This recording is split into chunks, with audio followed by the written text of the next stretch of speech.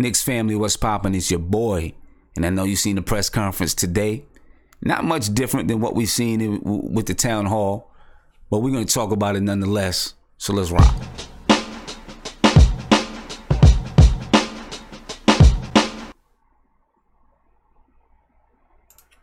Knicks family, what is poppin' tonight?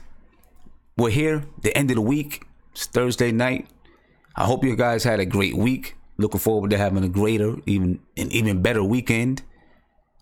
And you all know, you can see behind me, and I know it's blurred. I do that on purpose, so that, we can get a nice clear picture. But, and I know that sounded a little bit off. I blur it so we can get a nice picture. But basically what I'm saying, I blur the background. So it cues in on me.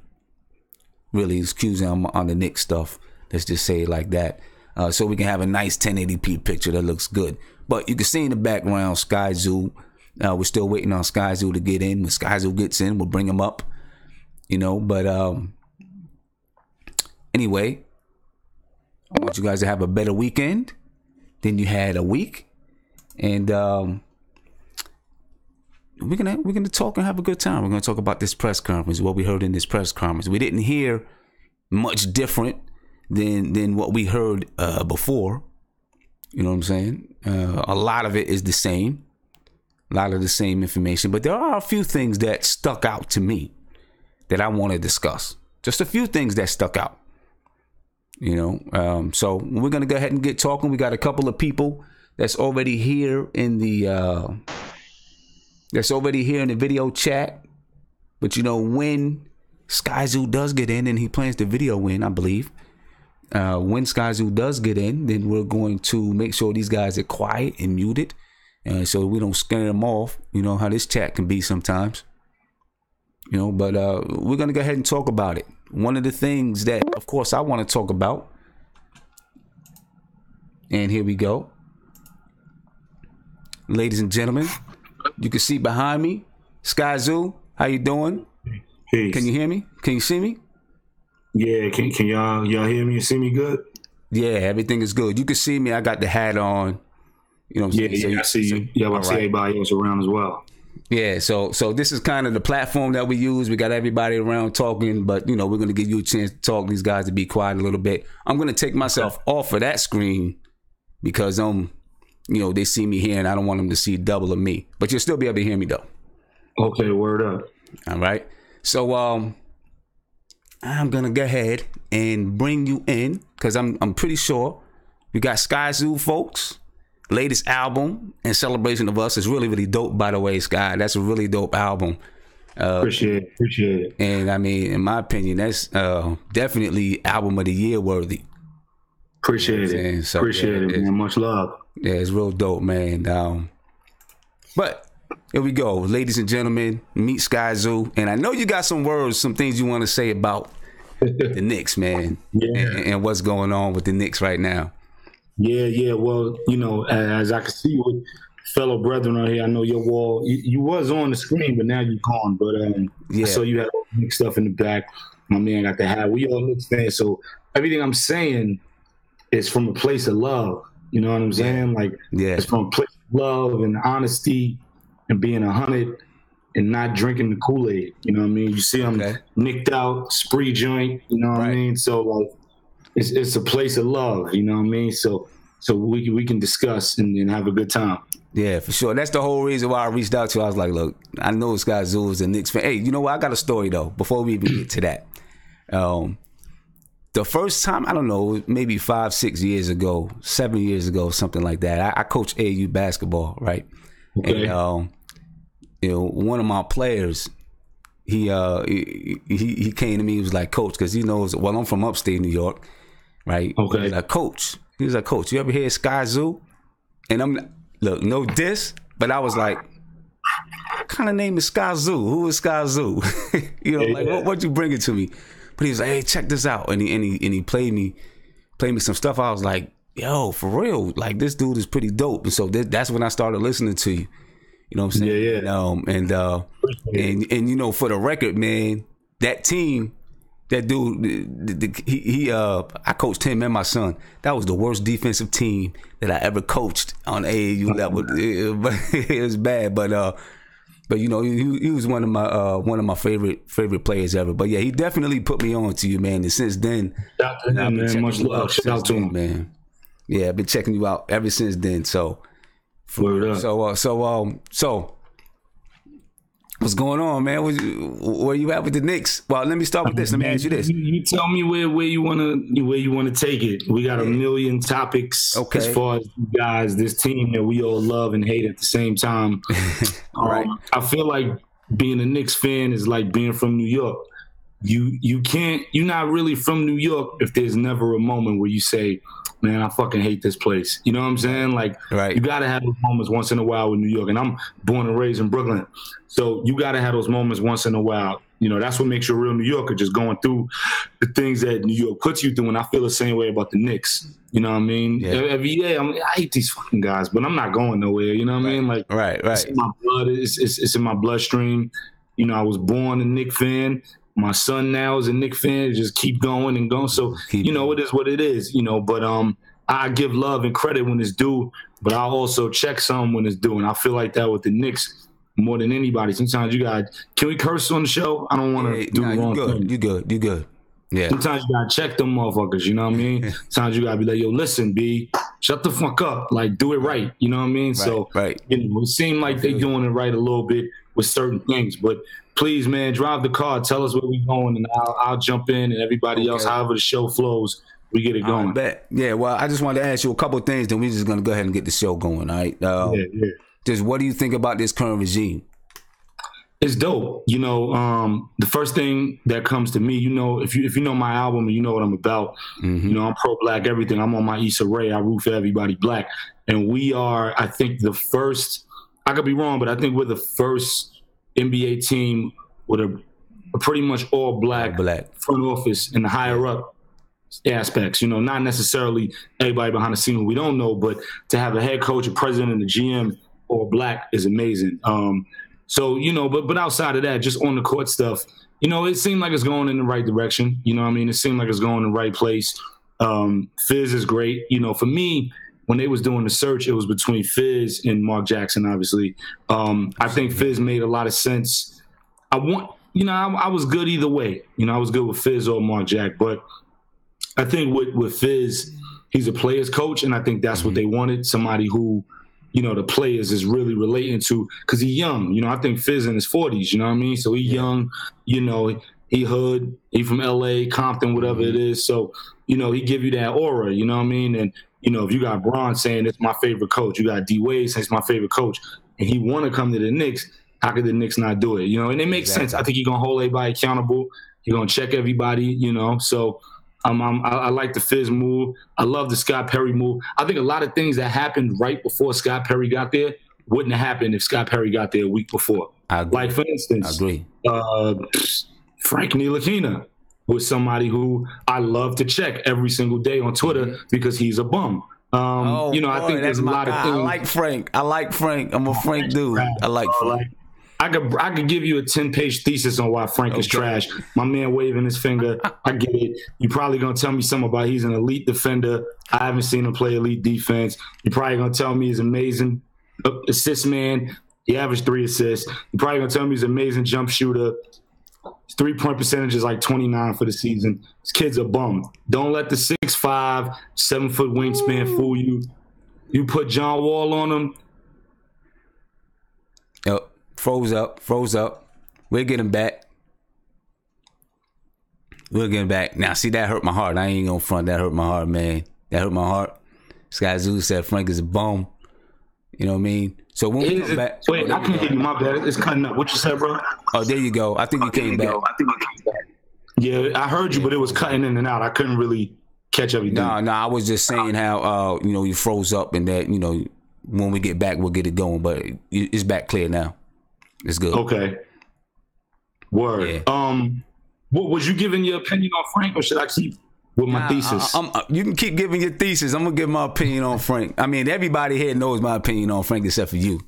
But that's it. Look like a lot of people on here is Frank fans, and that's cool. But he's shown me nothing to make me a fan. It's kind of split. If we keep it a buck, like let's keep it all the way a buck, right? Like the number 8 pick over a lot of people that year. over Donovan Mitchell, over Dennis Smith. And the first thing people like to say is, 12 other teams passed on Donovan Mitchell. I don't care about those other teams. I care about us. I don't care about the fact that 8 other teams passed on Dennis Smith Jr. Mm-hmm. I care about us. That's like if I was a little kid and I went to school and I failed the test, if I came home and said, but Dad, everybody failed the test, my father would be like, I don't care if everybody else failed the test. I care about you getting the test right.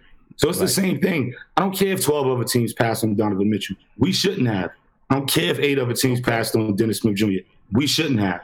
And it's proven itself every single day. This kid freezes in the moment. This kid is scared of the light. He's scared to be here. You know, you could compare him to Giannis. Giannis was a foreigner. He wasn't scared to be here. The moment Giannis got here, he wasn't who he is now. He had to grow into that, but you knew it was coming. There was no debate. It was like, yo, this kid might be something. You just didn't know it was going to be what it was. Yo, Frank is a role player at best. Frank is a second-round pick at best. He's a cool guy off the bench behind a point guard. You can't move him. Yeah. You can't move him to the 2. People are like, we're going to move him to the 2. He's 6'5". They took him off the ball last season. Your 2 guard got to be able to shoot. Son can't shoot. So what are we doing? If he got no handle, if he ain't fast, and he gave me 1 dunk all season, he's not a point guard. All right, let's move him to the 2. Son can't shoot. So what are we doing? Are we going to throw him in the last 2 minutes of the game, play in and out defense? When we got the ball, throw Son in. When we don't got the ball, throw Frank in. We're going to do that with the 8th pick. Now, if he was the 40th pick, all right, the 8th pick, I promise you, y'all, that's going to haunt us forever. Take Dennis Smith Jr., take everybody off the board. I think that's going to haunt us forever. And it's the last little nugget that punk Phil Jackson gave us. Everything else after that has been pretty smooth sailing. I tell you this, there wouldn't be a battle for starting point guard if Trey Burke was taller. Trey Burke is the starting point guard. The fact that he's 5'10" is why the Knicks have reservations. The fact that he's 5'10" is why the Knicks have reservations. If he was 6'4", I agree with that. I agree with that. Has done that doesn't want him to be the starting point guard in today's game, other than be 5'10". Yeah, I agree with that about Trey Burke. If he was 6'4", if he was taller, it wouldn't be no fit. They got to play it out. Yeah. Who gonna start? They got to fight for it. There wouldn't be no fight. Trey Burke went off. He was a top 10 pick for a real reason. Timmy best friend. The starting job would be his if he was taller, but it is what it is. He's going to work for it. He's going to get busy. I personally think Trey is going to start opening night. Maybe not preseason because they're going to let Frank give it a shot. They're going to. They're going to throw Frank out there preseason, just like Summer League. Yo, get out there, boom, boom, boom. He's going to do whatever, and they're going to wind up giving it to Trey Burke at least for the first 10 games of the season and see what happens. Who I'm most disappointed in is Moutier. That's who I'm most disappointed in because coming into the draft, I was a Moutier fan. You know, if you know me from my music, on the side, I actually write for Slam Magazine. So I did Moutier's first feature story in Slam Magazine. If you search online, slam.com or whatever it is, his feature story from his rookie season, I wrote that. I interviewed him, the whole deal, I wrote that. I was a Moutier fan. He had all the parts, 6'5", athletic, muscles, speed, hops, vision, grew up watching Jason Kidd. It all made sense. I was super happy when we got him in the little sneak trade last year, and he just ain't really showing proof the way he needs to. And I think I saw something earlier today. He said something on Twitter or the gram. He was like, started losing the love for it, but now it's back. Something like that, which explains a lot. You know what I mean? Because it was looking like Son ain't really want to be on the court for a minute. He said something on the gram that was like, you know, lost the love for a minute, but now it's back. I'm a little disappointed in Moutier because I had all the faith in the world in him. I think the starting job could be his if he really win it. If he really went for it and wanted it. Obviously, you saw they gave it to him last season. As soon as he got off the plane, and he got busy. First game, he had like 13 assists. He went off. Second game, he went off against Golden State and had like 16 straight points in the first quarter. It was rolling, but then it was just like, wait a minute, like there should be some more consistency. And my man Trey Burke just went off and lost his mind and got what he deserved. But I think, you know, the point guard position is extremely important, man. I know everybody's shaking their fingers about Frank, man. This is an important position. This isn't Enes Kanter or something like that. This is an important position, man. Like, this is something you got to get right. And to have that number 8 pick in the draft, that was gold, man. That was getting the lottery and ripping it in half. Like, you know what I mean? Like, imagine winning the lotto for 10 M's and ripping it in half. and you hoping you could tape it together and cash it in. That's what we're doing right now. We're trying to take the ticket together and cash it in before it's too late, waiting on Frank to show up. Wow. It's an important position, man. You know what I mean? Point guards is running the league. That's the position. That's the position. You know, point guard is the position. Most important position. Defense. When you have a year that was stock loaded with point guards, the biggest point guard draft probably in 10, 15 years. Now, some of them we wasn't going to get. We wasn't going to get Markelle. Wasn't going to get Lonzo. Wasn't going to get De'Aaron Fox because we started winning these stupid games at the end of the year against like Phoenix and Miami and shit. But once all that became a reality, you still had point guards up there that could have got the job done. Donovan Mitchell played point in college. He went back and forth. He could have been the one. They making him the new Dwayne Wade because they got Ricky Rubio over there. He came in thinking he was going to be the one. He could have been the one for us. Dennis Smith Jr. is the one. Like, these guys is all one spots. Like, Frank is, scared to shoot a jump and scared to dunk. I mean, I don't know. My man Ant G, I see him putting his thumb down. I don't know if that's for Dennis Smith. I don't know if that's for Donovan. But both of them are served Frank. And you know it in your heart of hearts, bro. You know it in your heart of hearts. So let's open up the chat. Let's open up the chat. No smoke. You know you don't want to smoke with Donovan. We gonna if you telling me Dennis, you telling me Frank want to smoke with Donovan? Okay. You might have to look up Dennis, bro. Dennis is the key. It's a reason why. So here we go. And I want everybody to because we all having a good time. I want everybody to, try to convince me. But there's a reason why Bron said what he said. That boy Dennis Smith is different. So who's talking to him now? Isaiah's talking? Go ahead, Isaiah. Go ahead, Isaiah. Yo, how you doing? How you doing, brother? Shout out to you Isaiah? first. What's going on? I'm gonna definitely listen to your music. I want to listen to it. Peace and love. All right, peace and love. But now let me go to war. Let me convince. Let me tell you a few things. But let me tell you a few things. It's all friendly though. It's all friendly. Of course. We're having a good time. Let me tell you why. Do you like Marcus Smart? Yeah, Marcus Smart is awesome. You know Marcus Smart was the 6th pick in the NBA draft, right? Yeah, I know where you're going with this. I know exactly where you're going. So I mean, how can you like Marcus Smart and not like Frank Ntilikina? And then also, I don't want to cut you off. Go ahead. But my thing about listen, right? I'm gonna tell you, I'm gonna kill you with this. Donovan, listen. Nobody knew Donovan Mitchell was gonna do this. Nobody. Mm-hmm. Nobody in the NBA draft. If you would have asked, they would have been like, Donovan who? They would have really said that. Second of all, Dennis Smith Jr. He's not a point guard. He's not a point guard. He has busted knees. He had surgery already. And listen, man, do you know all the Dallas Mavericks are happy they got Luka Doncic because they got a player that can play point? You know they've been talking about his passing, right? They didn't talk about Dennis Smith Jr. passing last year, and he doesn't play defense. Listen, man, we have a point guard that can literally guard 1 through 4. Literally. Guard 1 through 4. I've seen him guard power forwards.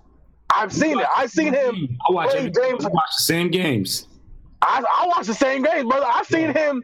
I've seen James Harden, MVP James Harden, try to cook him, and he didn't cook him. That was one play, and it was what was it? It was a buzzer. It was at the buzzer. I remember that game.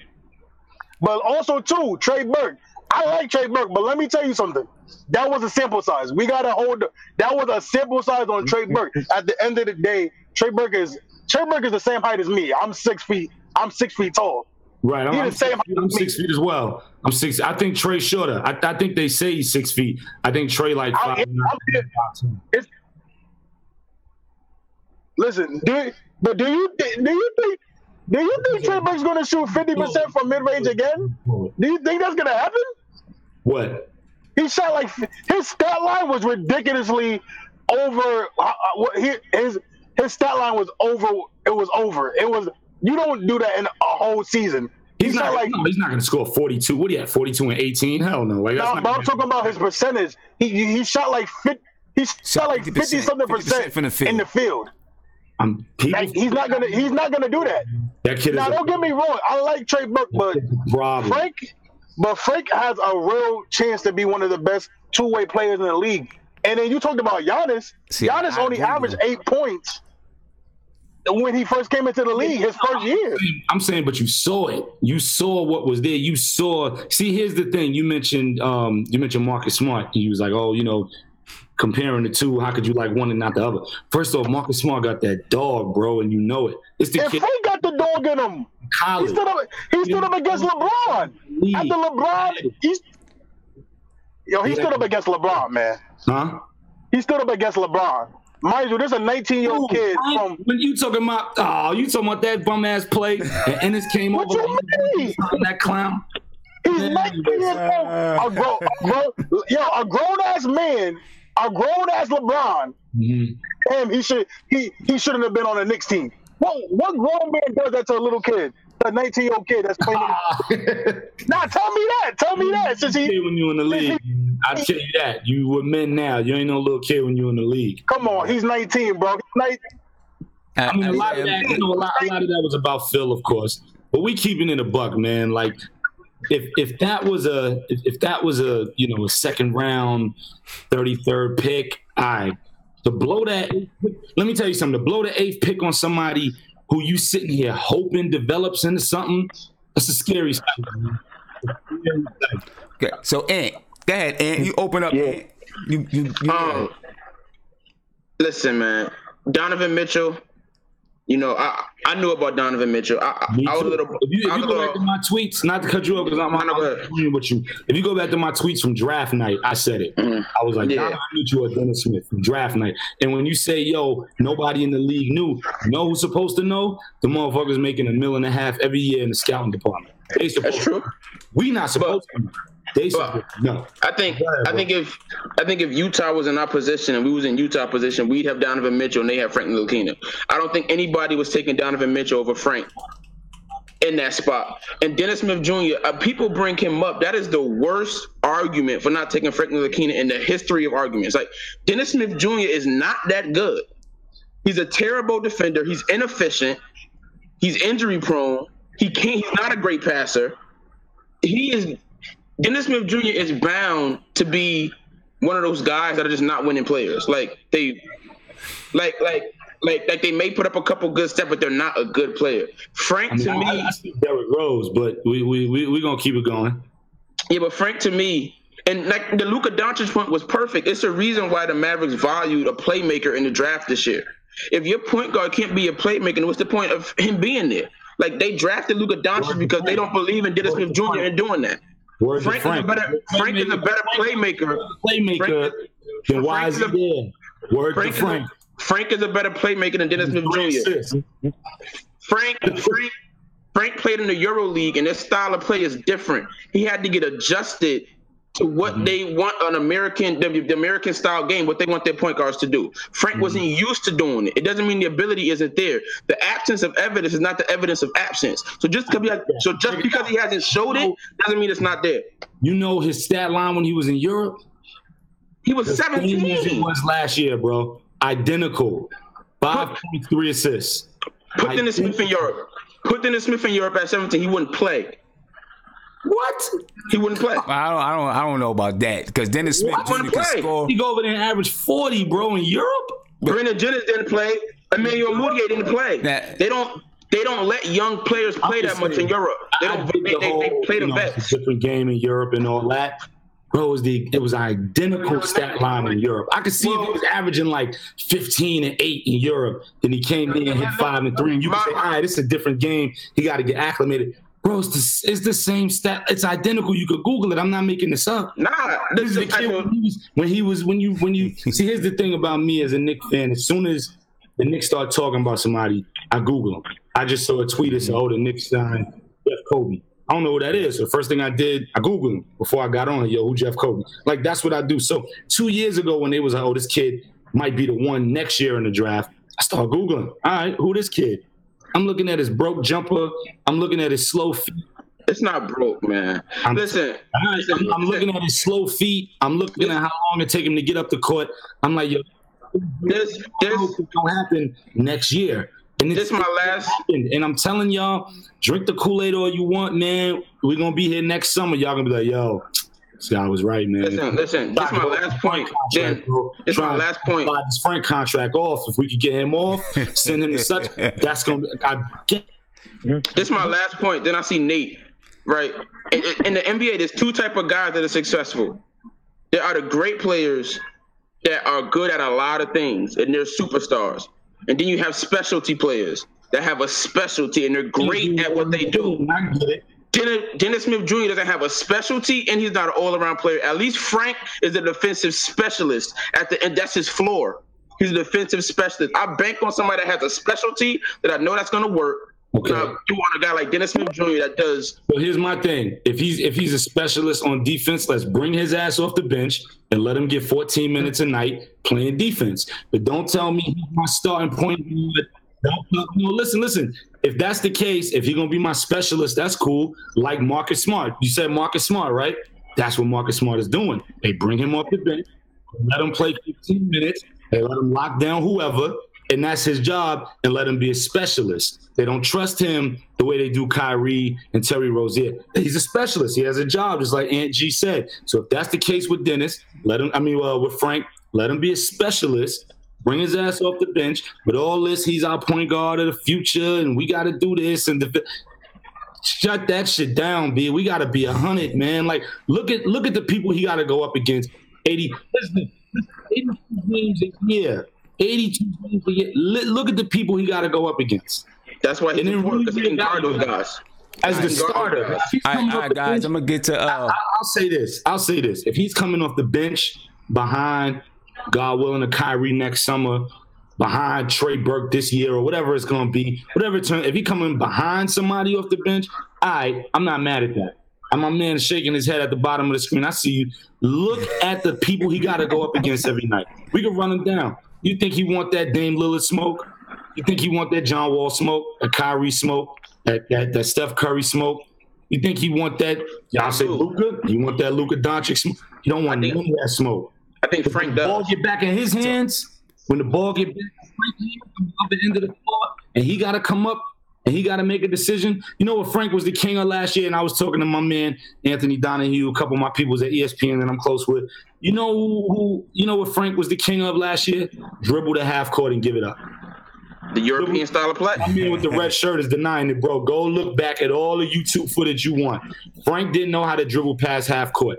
I promise you, you can think I'm bullshitting with everything else. YouTube it when we get off here. Frank was the king of get to half court and give it up. Kyle O'Quinn would be at the 3-point line, at the key, at the top of he got it. Why does Kyle O'Quinn have the ball right there?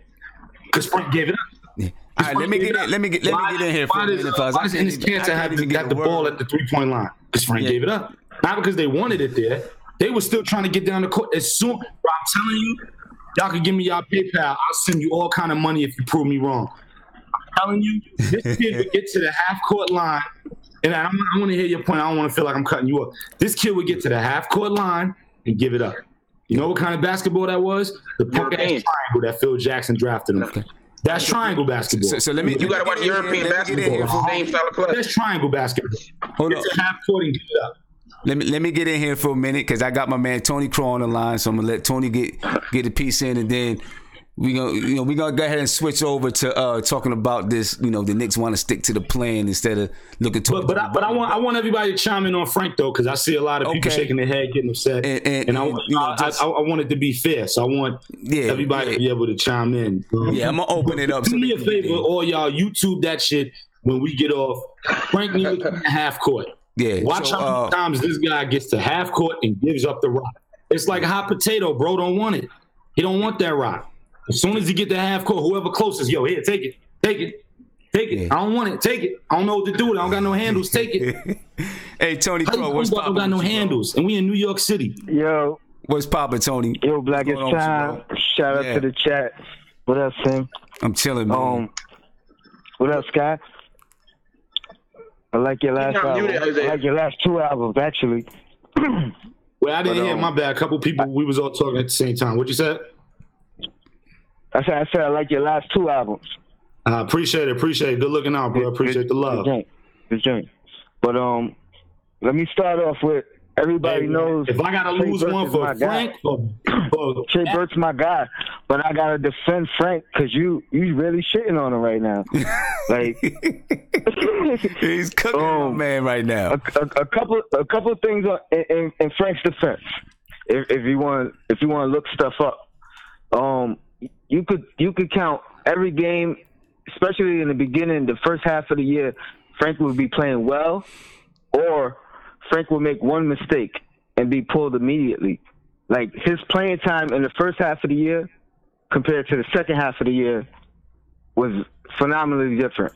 Like the Jeff Hornacek wasn't playing him. Right. Didn't really give him a shot. Right. I agree with you with the half court thing, but if you look back, whoever was the point, that play was being ran. It was a play. It was a triangle offense. So you always had your big at the top, at the 3-point, right in the corner. So that's not exclusive to Frank. Yeah. A couple things about Frank. His jump shot, like his shot ain't broke. His shot look good. He's hesitant. Once he get the confidence, his shot will fall. Once he finds his spots on the floor, where he knows I could hit it from here, I could hit it from here. I got 3 spots that I know I'm like 80%. And he goes to those spots, he'll be fine. Yeah, you shitting on him hard, man. His defense is actually top of the league. His pick and roll defense is top of the league. His man defense is probably above average. About Dennis Smith Jr., drafting him would have been like drafting Michael Porter Jr. because it was an injury risk. You didn't know what was going on with those knees. You still don't. I see Derrick Rose all over again. And Donovan Mitchell, I actually wanted him.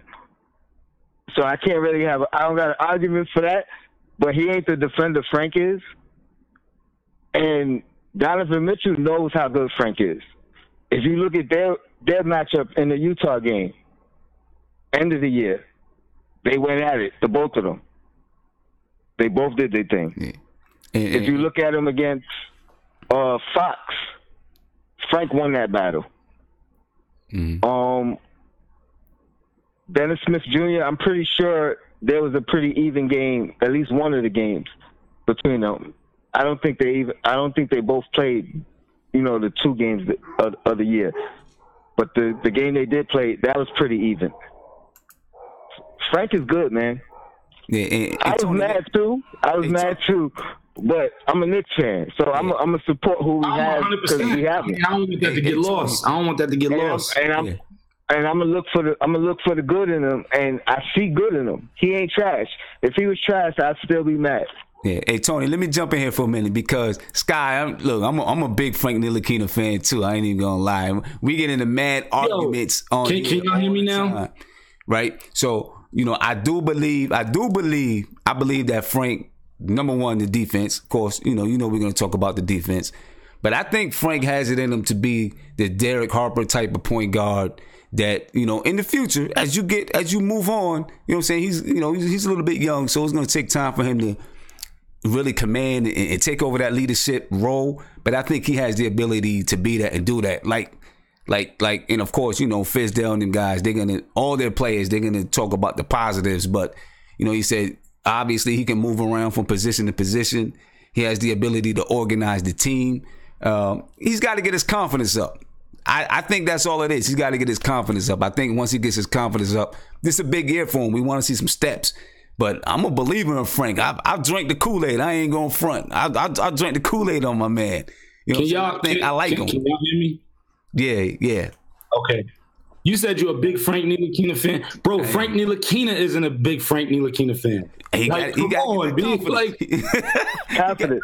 He's not a big Frank Ntilikina fan. Like, this shit is like, what? Like, what are we talking about? Listen, man, I just want y'all to realize who he got to trade smoke with. Let me say one more thing before I hang up, Tim. All right.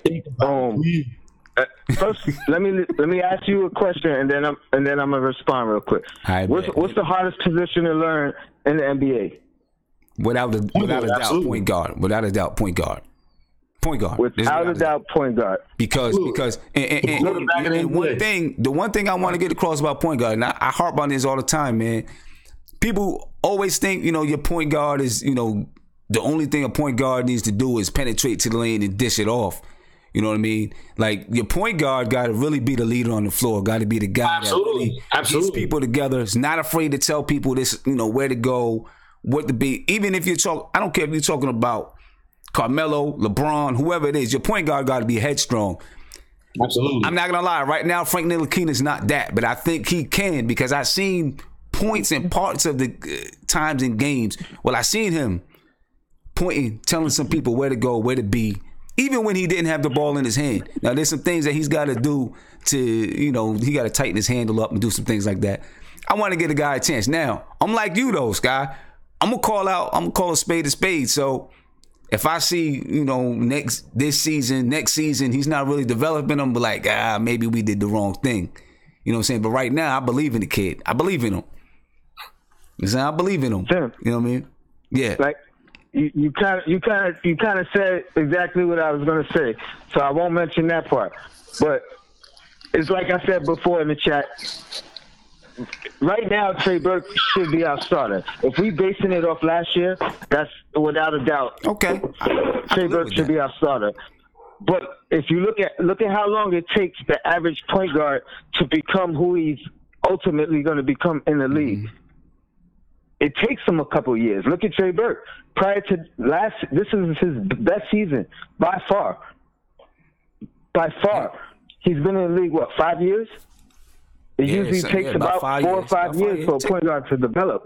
If you look at Frank's attributes, he already has the best attributes that it takes to stay in the league long. Now, if he develops a shot, if he develops not necessarily a shot first, but if he knows when to shoot a shot because somebody's leaving him open, opposed to passing all the time, he's gonna be fine. Okay. He's gonna be fine. Give him 2 more years, this year and next year, and see what he is. And I guarantee he's gonna be the best point guard out of that draft. But that's all I gotta say. No Black is time. Shout out to the chat. Sim, keep doing your thing. Skyzoo, keep doing your thing. Peace. All right, man. Nate, I'm coming to you, Nate. What's up, Sim? Nice to meet you. What was your name again? I'm sorry. Skyzoo. Nice to meet you, Skyzoo. Peace. All right, man. I'm probably the biggest Ntilikina supporter on this chat line. I think everybody. No, but everybody knows I love that guy. But here's the thing. I mean, you made some good points. Yes, he is struggled with his confidence, and he's not the attacker that we want him to be. But let's look at the facts. He's the number 1 pick and roll defender in the NBA. That's hard to do at a rookie level. And the thing is that he's got so much upside at only 19 years old. I mean, you got to let the guy grow. I mean, he played European basketball, which was more team ball than me ball in a sense. So he wasn't featured as much.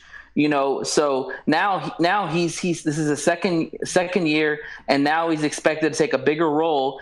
And Fizdale sees a lot in this guy, and can mold him into what he wants him to do. But I think the thing about Frank is everybody wants to pigeonhole Frank into this. Is Westbrook? Is he CP3? Or is he whatever it is? Let's just like Sim said earlier before the show started. Let Frank be Frank.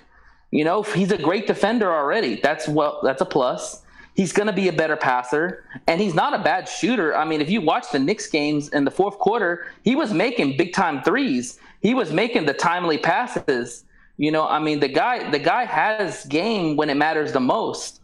But, yeah, could he be more consistent? Sure, he could, but he's only 19 years old. I mean, you want Burke to start, but, dude, Burke can't guard anybody, man. He's too small, And Frank is 6'5", and he put on 15 pounds of muscle. I mean, I think he could be Marcus Smart, but a better shot than Marcus Smart, in my opinion. Yeah. I mean, All right, Nate, let me get that. Let me open up Viv. I'm gonna come to Viv right there. That's a tall order. I'm gonna come to Viv, and then I'm gonna come to But it's a possibility he could do it. All right, Viv, go ahead. It's on you, bro. All right. Yeah. What up, chat? Peace, love, Skyzoo. You know, you mentioned some interesting points, so I'm not really gonna, try to repeat what everyone else kind of said. Basically, I think what it all boils down to for me is that I'm looking at not a position per se. I'm not looking at trying to build a team, trying to find a guy who's just going to beat another point guard in a battle.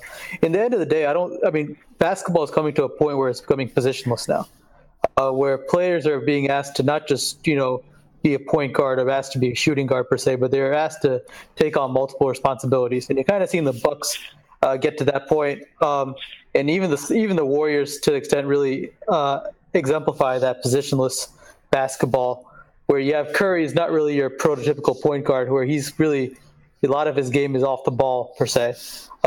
So to me personally, trying to be that dog as a point guard and trying to, win those point guard battles per se, they don't really matter to me too much. I think what matters to me is, how can they be part of a team that's going to not just win games and get to like the first round of the playoffs, but how do you get to becoming, a perennial title contender? And I feel like Frank is a player that, if you give him at least, this offseason, which it takes pretty much every Euro one season to get used to the culture. It just pretty much, that's what it is. Every Euro takes at least 1 year. If you give him this one offseason, let's see what happens this year. I think he could be a player that's going to, have a longer career than, most of these other players. Now, to get to your other point, I know you mentioned Mitchell Smith. I'm not a big fan of Dennis Smith Jr. I don't think his game's going to last that long, in my opinion. Mitchell's a fair point you bring up, but I think it's worth mentioning that Mitchell's situation in Utah is a lot different, where he had the opportunity to, take on the offensive load without having to have that pressure of being a point guard, because Rubio was a main point guard there. If you kind of switched up the roles here in New York and, kind of asked him to be more of that point guard, I think you would have seen a different result from Mitchell last season. So that's really all I got to say. But look, your other points are valid. I'm not going to go back and forth. Look, your opinion is not a unique one. It says, a lot of people also think the same thing too. So, but yeah, look, peace and love, hopefully, it's all love on here. I want to hear what what's his name, Kev. What Kev had to say. He said something about you can't support the front office if you don't support Frank. All right. I got listen. On that. Please, go ahead.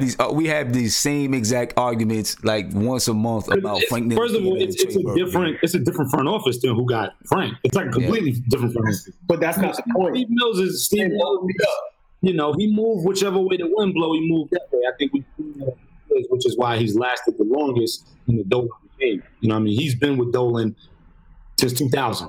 Everybody's moved at some point, gotten fired, let go. He's the only person that stuck around that long.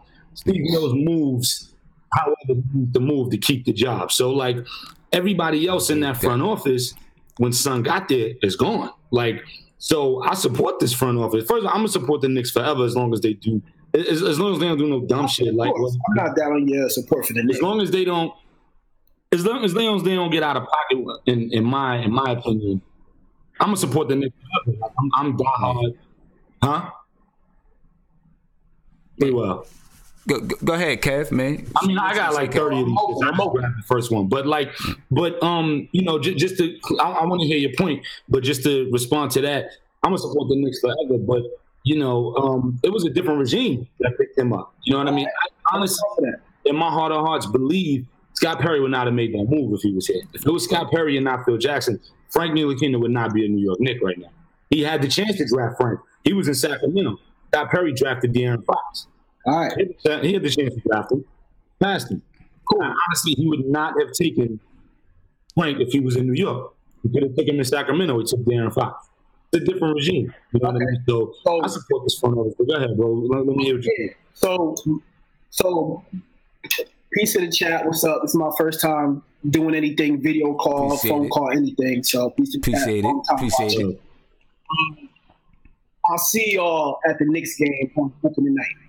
We'll be there. So here's my thing. You cannot support what this front office is doing when it's talking about developing young players and going this route. This is my issue with, like, I am understanding New York is a very big worldwide city. We have fans who have all different types of opinions. A lot of them support Trey Burke. Some of them support Frank. Some of them support Moutier. I get it. But my issue is this. For so long, the New York Knicks have traded draft pick after draft pick for the Jerome James, for the Eddie Currys, for the Carmelos of the world. We have constantly tried to find shortcuts. You want to know why Frank Ntilikina, although he was picked by Phil Jackson, is still here today? It's because he represents the new direction of what the New York Knicks are going. They are not trading away young players who are 19 years old and still growing, because that's what Frank is. I mean, imagine if we threw away Trey Burke. I mean, Trey Burke has had 4 or 5 years to come into his own, and now people are starting to sing his praises. But Trey Burke had time. Why are people not giving Frank at least the same time that Trey Burke has to become what he is today? All the time, for the longest of time, the New York Knicks have tried to skate the process. And there's a lot of players who are just showing impatience and wanting to skate the process when it comes to Frank. He's 19. He's clearly growing. He came literally from a different style of basketball, a different country. Even Giannis, when Giannis showed up, Giannis had, cultural things that he had to work out coming to a brand new country. I mean, you got to give Frank the opportunity to grow. And the reason why I say you cannot support the front office and the direction of the front office, you cannot be cheering on Fizdale, Steve Perry, Scott Perry, Steve Mills. I do call him Steve Perry all the time. But you cannot be supporting their direction at the same time picking players that you're ready to kick off the boat because they had 1 year under Jeff Hornacek. And something Fizdale said during the press conference when he was like, well, actually, I think I just heard it elsewhere. The biggest thing that a coach can do to hurt a player's confidence is to pull him out for every little mistake. That's what Jeff Hornacek did. Jeff Hornacek pulled Frank out for every little mistake. And his confidence grew over time. The kid is growing over time. He's already an elite defender, which is what Fizdale said. I mean, Fizdale said it. He has to say it. He's paid to say it, bro. But anyways, there's a couple things you said that, all right, like 19, let the man grow. Stop trying to kick people off the boat. We are past the days of taking players who are in the youngest part of their careers and trading them for Jimmy Butler or for players that are going to sign here in the off season. Well, all right. Well, since you talked about Jimmy Butler, let's move into that. I'm pretty sure everybody's seen the press conference today. Steve Mills said we're going to stick to our plan. We're going to stick to our guns. We're not going to trade no.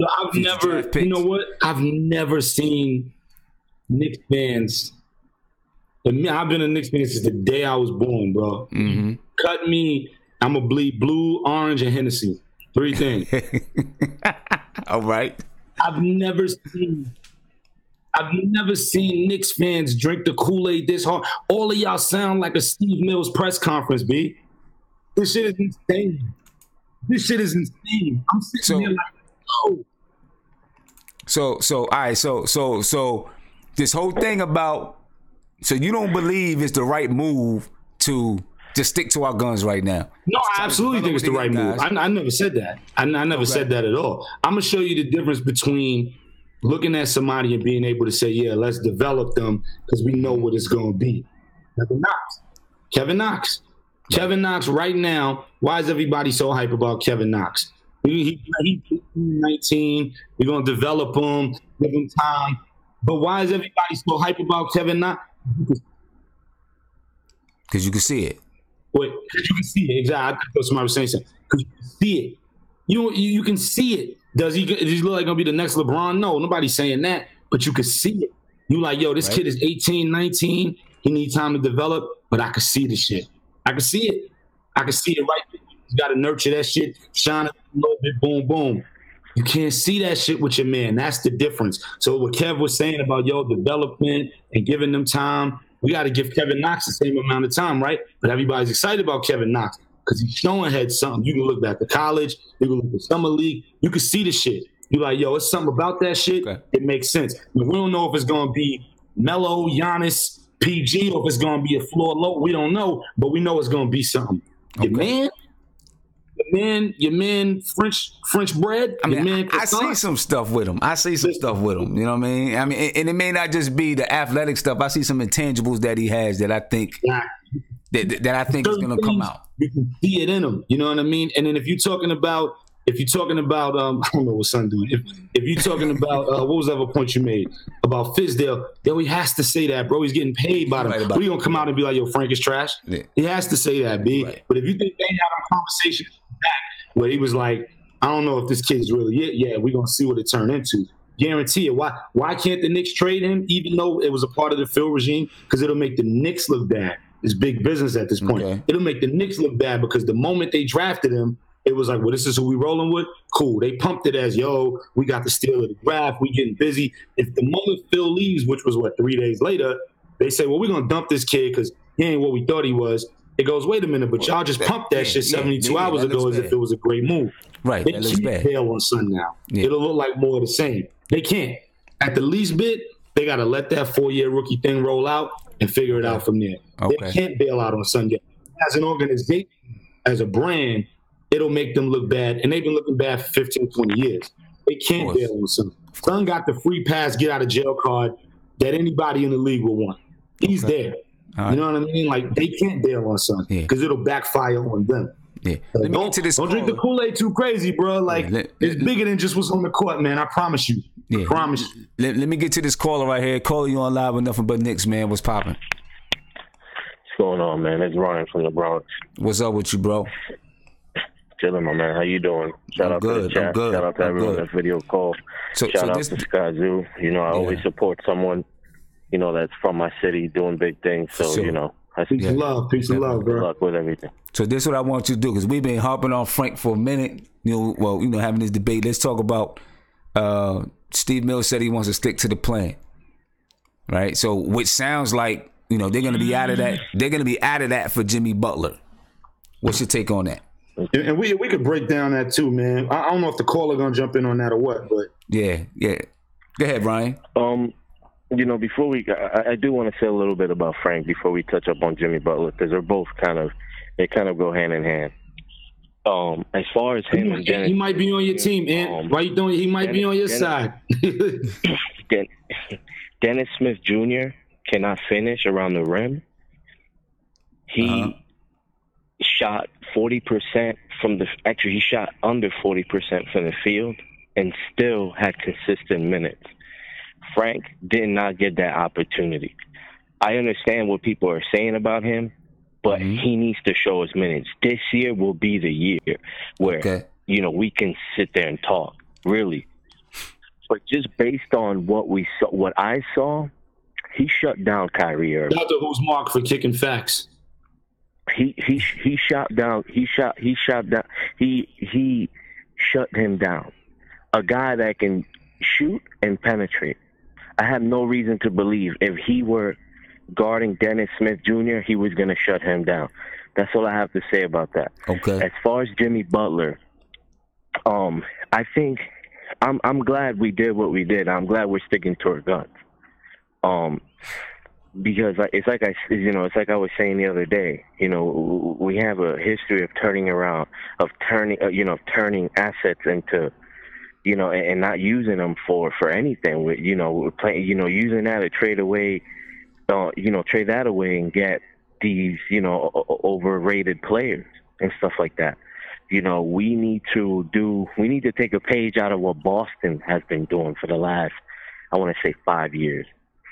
Look at their roster. They have so much talent. And you have a guy like Rozier, who was their backup point guard. Actually, he was their third-string point guard if you think about it. And look at the presence. Look at how he played. Look at how people weren't even thinking about Kyrie when he was on the court. It takes years. It takes time to develop players. And we're not going to do anything this year or possibly even next year. This is essentially a 3-year plan for us to get in the playoffs and do some damage. You know what I mean? Okay. Right. In year 3, that's when I expect results. This year we just got to figure out who's going to be there in the long term, because what we're doing is essentially what the Lakers are doing. When they signed Lance Stevenson, Rondo, they got all these guys. They're just trying to figure out who's going to be there in the long run. That's what we need to do. Yeah. Okay. Butler, so you're cool about the Butler thing. Go ahead, Simeon. Saying so you cool with the Butler thing. About sticking to their guns. The Knicks, they sticking to their guns. So you cool with that? Absolutely. I'm cool with us not trading first-round picks for a guy who's had knee issues 3 of the past 4 years. Mm-hmm. I'm absolutely cool with that. 20 games or not, 20 points a game or not, he's not available for 82. I don't even expect anyone to play 82 games, but can you give me 75 at least and give me that? He has not done that. I'm perfectly fine with that. Yeah. We need to sit there and figure out what's going on, and figure out with our roster. We need to figure out if Mario Hezonja is an option, which I do think he could be an option and stay with us. And we don't even have to offer that much money for him. Yeah. Just, next year, sit there and, get 1 or 2 free agents, go for KD, you have to. And if he doesn't, okay, then, go with plan B and C, But for now, we just have to develop our players, be patient.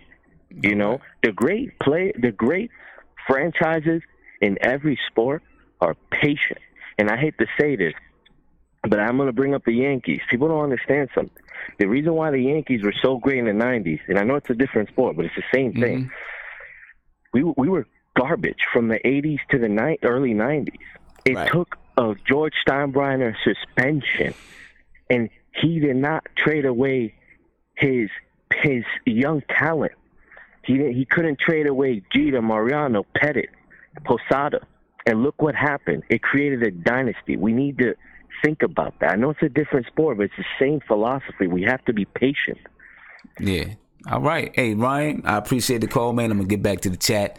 I know they want to jump in on the Jimmy Butler thing. All right. So I'm going to get back in here. I appreciate the call, and I look forward. I hear you. We hear from you every night anyway, so I appreciate the call, and I'll talk to you Sunday night. Absolutely. Thank you. You have a good night, guys. Bro. Shout out to the chat. Shout out to Skyzoo. Bye-bye.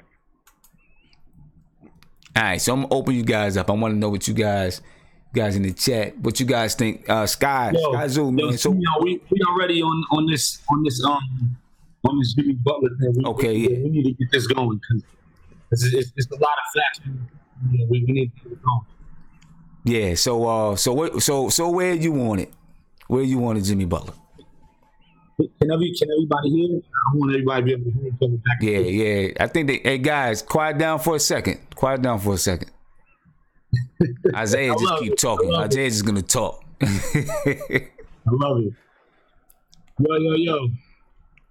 I love it. First off, I love it. I love all this energy. Second off, whose mark is kicking all kind of facts. We on the same page with a lot of different things. Yeah. Let me tell you why. Here's the deal. Would I give up the farm? Check it out. And listen, check it out.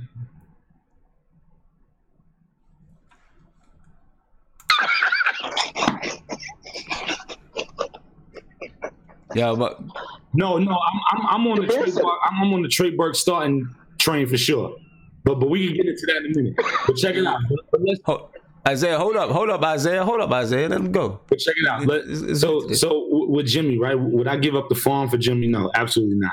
Would I give up first round picks for Jimmy? No, absolutely not. Because if it's really what it's going to be, Son could get here in the summer. But the problem with that is right now there's only room for one max player. Now, if you only had enough bread for one max player, is it going to be Jimmy? Or is it going to be Kyrie and whatever? Of course, if I had to pick between the two, I'm picking Kyrie because that's a position we need more help at more than anything. Right? So, at the end of the day, I was talking to my man about this earlier today, in order to get Jimmy this summer, you got to either give up that bread that you're going to have for one max player, or you got to bust a couple moves or some trades. That means Timmy got to go. That means Ron Baker money is going to be there because it was only 2 years. A lot of different things got to happen, right? Cool. I'm all for Timmy leaving because Timmy should have never got that 17.5 M's. I'm all for it too. We on that. I'm more for Son leaving. Son could get out of here immediately, right? So if you gotta trade pieces in the summer to get Jimmy, what's the difference between trading those pieces now to get Jimmy? You shouldn't have that one slot that you have without trading anybody shouldn't go to Jimmy. That should go to Kyrie. So at the end of the day, if you want to get two max players, you got to trade somebody. There's no way. Frank though. We don't have the money to get two max players as we currently stand, right?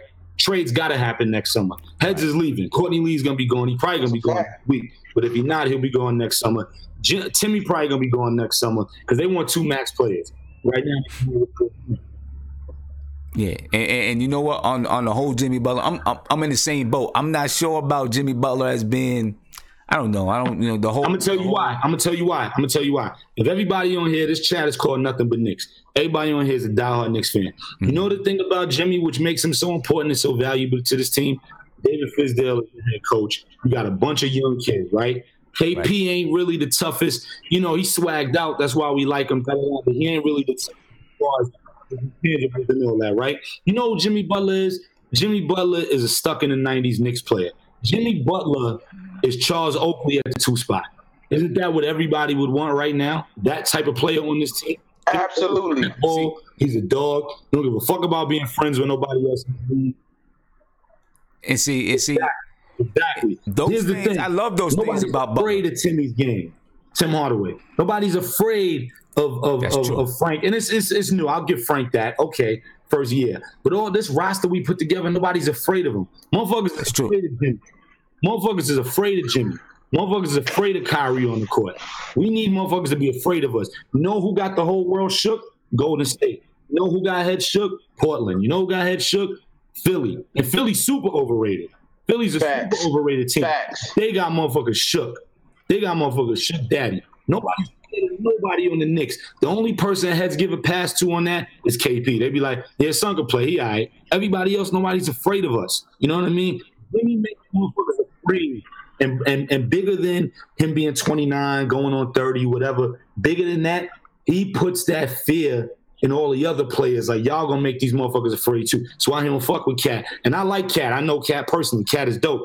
That's why he don't fuck with That's why I don't fuck with Andrew. That's why I don't fuck with them. Because he's like, yo, you motherfuckers ain't dogs, B. Like, we need to be out here getting to it. Jimmy is a dude who would have lived and loved the 90s Knicks. He would have been all about it. That's the type of identity that when you listen to Scott Perry, you listen to Steve Mills, you listen to Fizdale, the shit they trying to get, that identity, that we need an identity, defense, that's Jimmy. We need somebody to teach that, feel that. It ain't gonna be Lance Thomas. Motherfuckers like, yo, Lance Thomas is gonna be the leader of this team. It ain't Lance Thomas. We're gonna find out. Hey, Mark. I know Mark got something to say.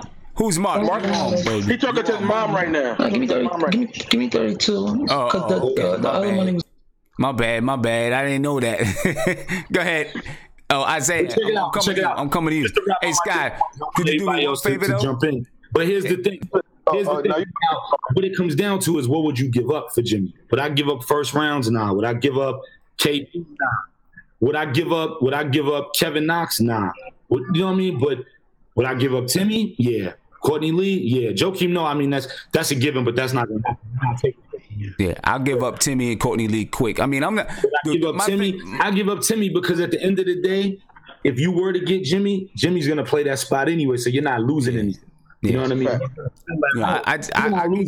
I get concerned about two guard. Would I give up Timmy? Absolutely. Would I give up Courtney Lee? Absolutely. I mean, they doing Courtney Lee dirty anyway, but it's no choice. The Baker Mayfield era has begun. Would I give up Frank? I think everybody and their mother on this chat knows what I would do with Frank. I give up Frank a bag of cookies. And that's ridiculous. At the end of the day, that's crazy though. I think that's crazy. So if Sam, can I say something, Sam? Here's the thing about Jimmy. Here's the thing about Jimmy. If you put together the right package, it makes sense. If you start out and say, "Yo, we're gonna give up," you added Frank, you mess it up. I don't know about. I tell you this, I'm not doing a first round pick because the Knicks aren't going to be good this year. If the Knicks was going to be good and we was going to have a low first round pick. Yeah. All right, go ahead, Isaiah. Yep. Y'all, okay. I don't want to take this shit. Y'all jump in. Yo, bro, I'm gonna tell you this right now, and me and Sim, everybody talked about it. Do you know what the Timberwolves gave up to get Jimmy Butler? A lot. Now, do you know what they gave? Do you know what the Timberwolves gave up? They gave up. We gave them a first round pick and a couple players. Now, the way this is going right now, the way the Timberwolves are looking right now, they're desperate because they're gonna fire Tibbs and they're gonna try to recover what they can. Now, we all talked about it. They're not stupid. They're gonna try to get a 2019. They're gonna try to get a 2019 pick. Now, I know what we want to give up, and like Sim said it before. If we all know 2020 is not gonna be a real good draft, everybody knows that. That's why 2019 is important. That's why a lot of the Timberwolves are looking to get a 2019 pick. Now, again, I said this before the last thing. This is smelling like 2010. I'm sorry, bro. I said it before. If Jimmy wants to be here, he will be here. He won't force his way there. He'll wait till free agency and come to us. Why give up anything to get him when we can get him for free? Roll them dice. Roll them dice. But here's the thing. The last time we rolled it back, we were scared a player was going to go to a different team, Melo, and we lost everything from Melo, and we never truly recuperated from the Melo deal. Jimmy Butler, not even Melo. We ain't really lose shit for Melo. Because everybody. Carmelo, at least Carmelo was 27.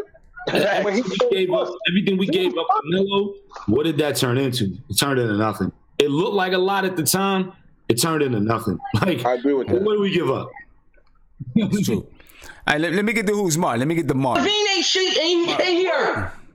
Now, Zach LaVine, nice. Zach LaVine, nice. I give it up for Zach LaVine. Zach LaVine, nice. But here's the thing. Oh, maybe the thing about waiting for Jimmy, like I said, you only got enough money for one pair of J's, but you're trying to get two, then you can't talk about getting two. We don't have to do max next summer. You forget who our owner is? We got to own it. He don't care.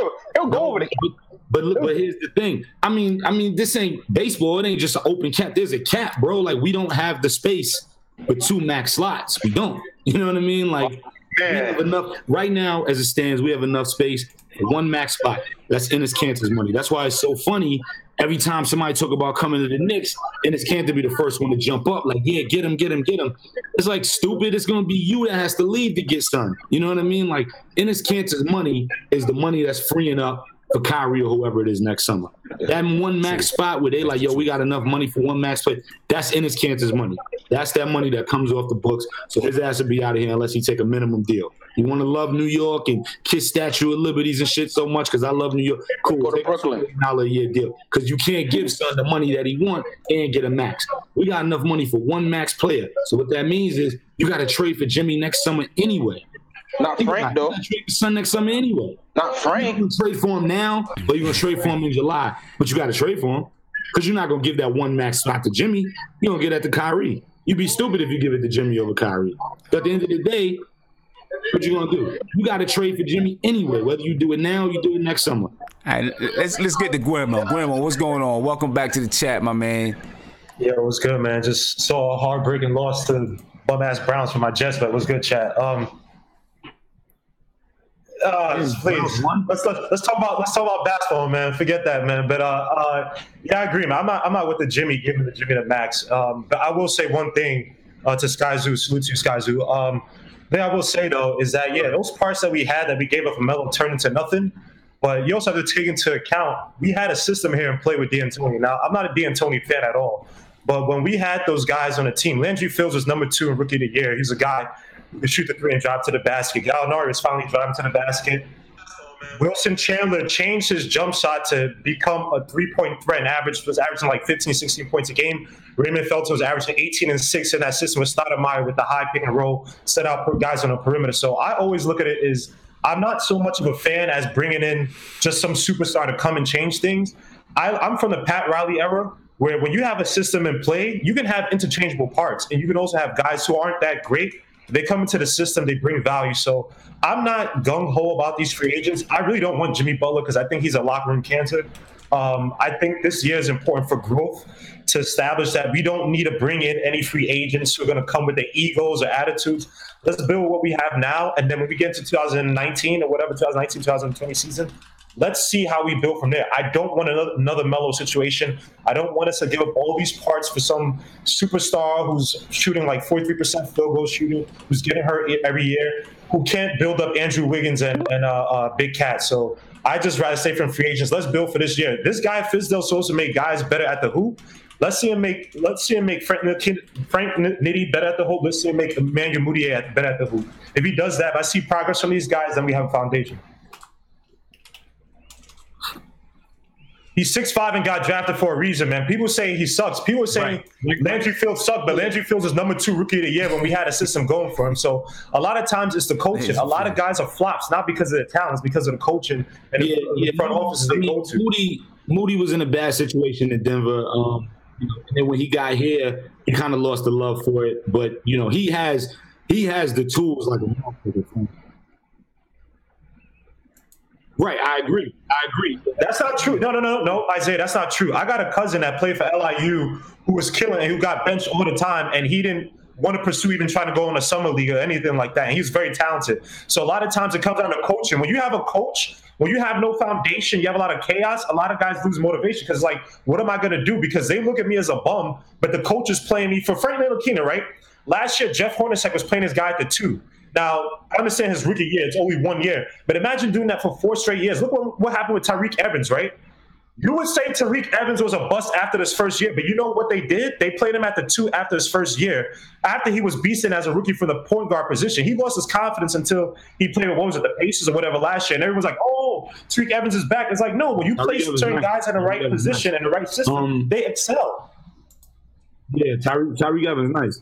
But here's the thing, like I said with Jimmy. I think Jimmy does make sense in the locker room if depending on the identity you're trying to build, which is why Tibbs brought him in.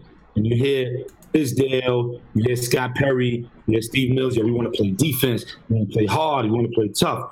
Who better to teach that shit? It's one thing for Fizz to be talking that shit from the sidelines. It's another dude in the war with you on the floor teaching you that shit. But Sky, look what happened with the Timberwolves. The Timberwolves have not developed with Tibbs and with what's in it. They have complaints that Tibbs is running these guys into the ground. Don't get me wrong. Tibbs is a great defensive coach, one of the greatest I've seen of all time coming from the Knicks, going to the Bulls. But the guy's not a good head coach. A head coach is not about just X's and O's. It's also about building up young and older men into a cohesive team. And I haven't seen that from Tibbs. And Jimmy Butler, as much as I like him, I think as an individual talent, he's an absolute beast when healthy. But if you're going to a locker room where the Bulls are like, yeah, he's not really the leader. We don't know why he calls himself the leader. He goes to Timberwolves, a bunch of young but underperforming talent, and he doesn't elevate them. I think that the moniker of him coming into a locker room and doing this and that is overrated. I'm looking at your past history, bro. Jimmy Butler has not been that. He's a great individual talent, but Andrew Wiggins is happy that he's gone. Cat is happy that he's gone. So I'm gonna break down a hypothetical lineup for y'all next summer. Okay. Next summer, cap space for one player, bust a couple moves for that second player. Telling me a lineup of in the draft pick, keep our first round draft pick because we don't do this Jimmy trade, right? Telling me, or if you do okay. You got Kyrie at the 1, Jimmy at the 2, Kevin Knox at the 3. You draft Zion Williamson at the 4. With KP to play the 5. Dude, Zion Williamson, Stromile Swift Part 2, man. This guy has no discernible half-court game. I'm gonna open up Cam Mark. Reddish a beast. Cam Reddish a beast. RJ Barrett a beast. You said Zion Williamson. Look, we got to get out of the Zion Williamson is a highlight reel. He stole my suit to me. He looks like you see flashes of early Larry Johnson in his game. Flashes of Larry Johnson. Nah, but he don't have the skills like Larry Johnson had. All right. That's why I said if you don't trade for Butler, that's why I'm saying if you were to trade for him in the summer, because that way you're keeping your pick. If you were to trade for him in the summer, that means Timmy's gone. Ennis Cantor's money's off the books. He's gone. Timmy's gone. Courtney Lee's gone. So you make the money work as far as getting rid of them so you can get Jimmy maybe in the sign and trade or whatever it is because you wait until next summer so you don't give up that pick. Because at the end of the day, if you want 2 max spots, motherfuckers got to go. There's only room for 1 max player right now. Y'all want KD, right? Players. All right, so this is what I'm gonna do. I'm gonna get to a caller. I got a caller on the line. Caller, you live? What's popping, man? What's going on with you? Yo, what's good, Simmons? Emmanuel. Emmanuel, what's popping with you, bro? How you doing? I'm good. I'm chilling. So, what's your take, man? What's your take on? I'm not even sure if Skyzoo can hear you right now because he was talking to some people in the chat. But what's your take on what's going on with Jimmy Butler right now? You know what I'm saying? Right now, I'm not going for it. Okay. I'm not trading away anything for Jimmy, because Jimmy has a history of locker room problems. On top of that, he's 30 years old. So, like, at what point does he fit with the age range of our guys? And it's gonna take our guys 2 to 3 years to develop. You get what I'm saying? Also. So by the time our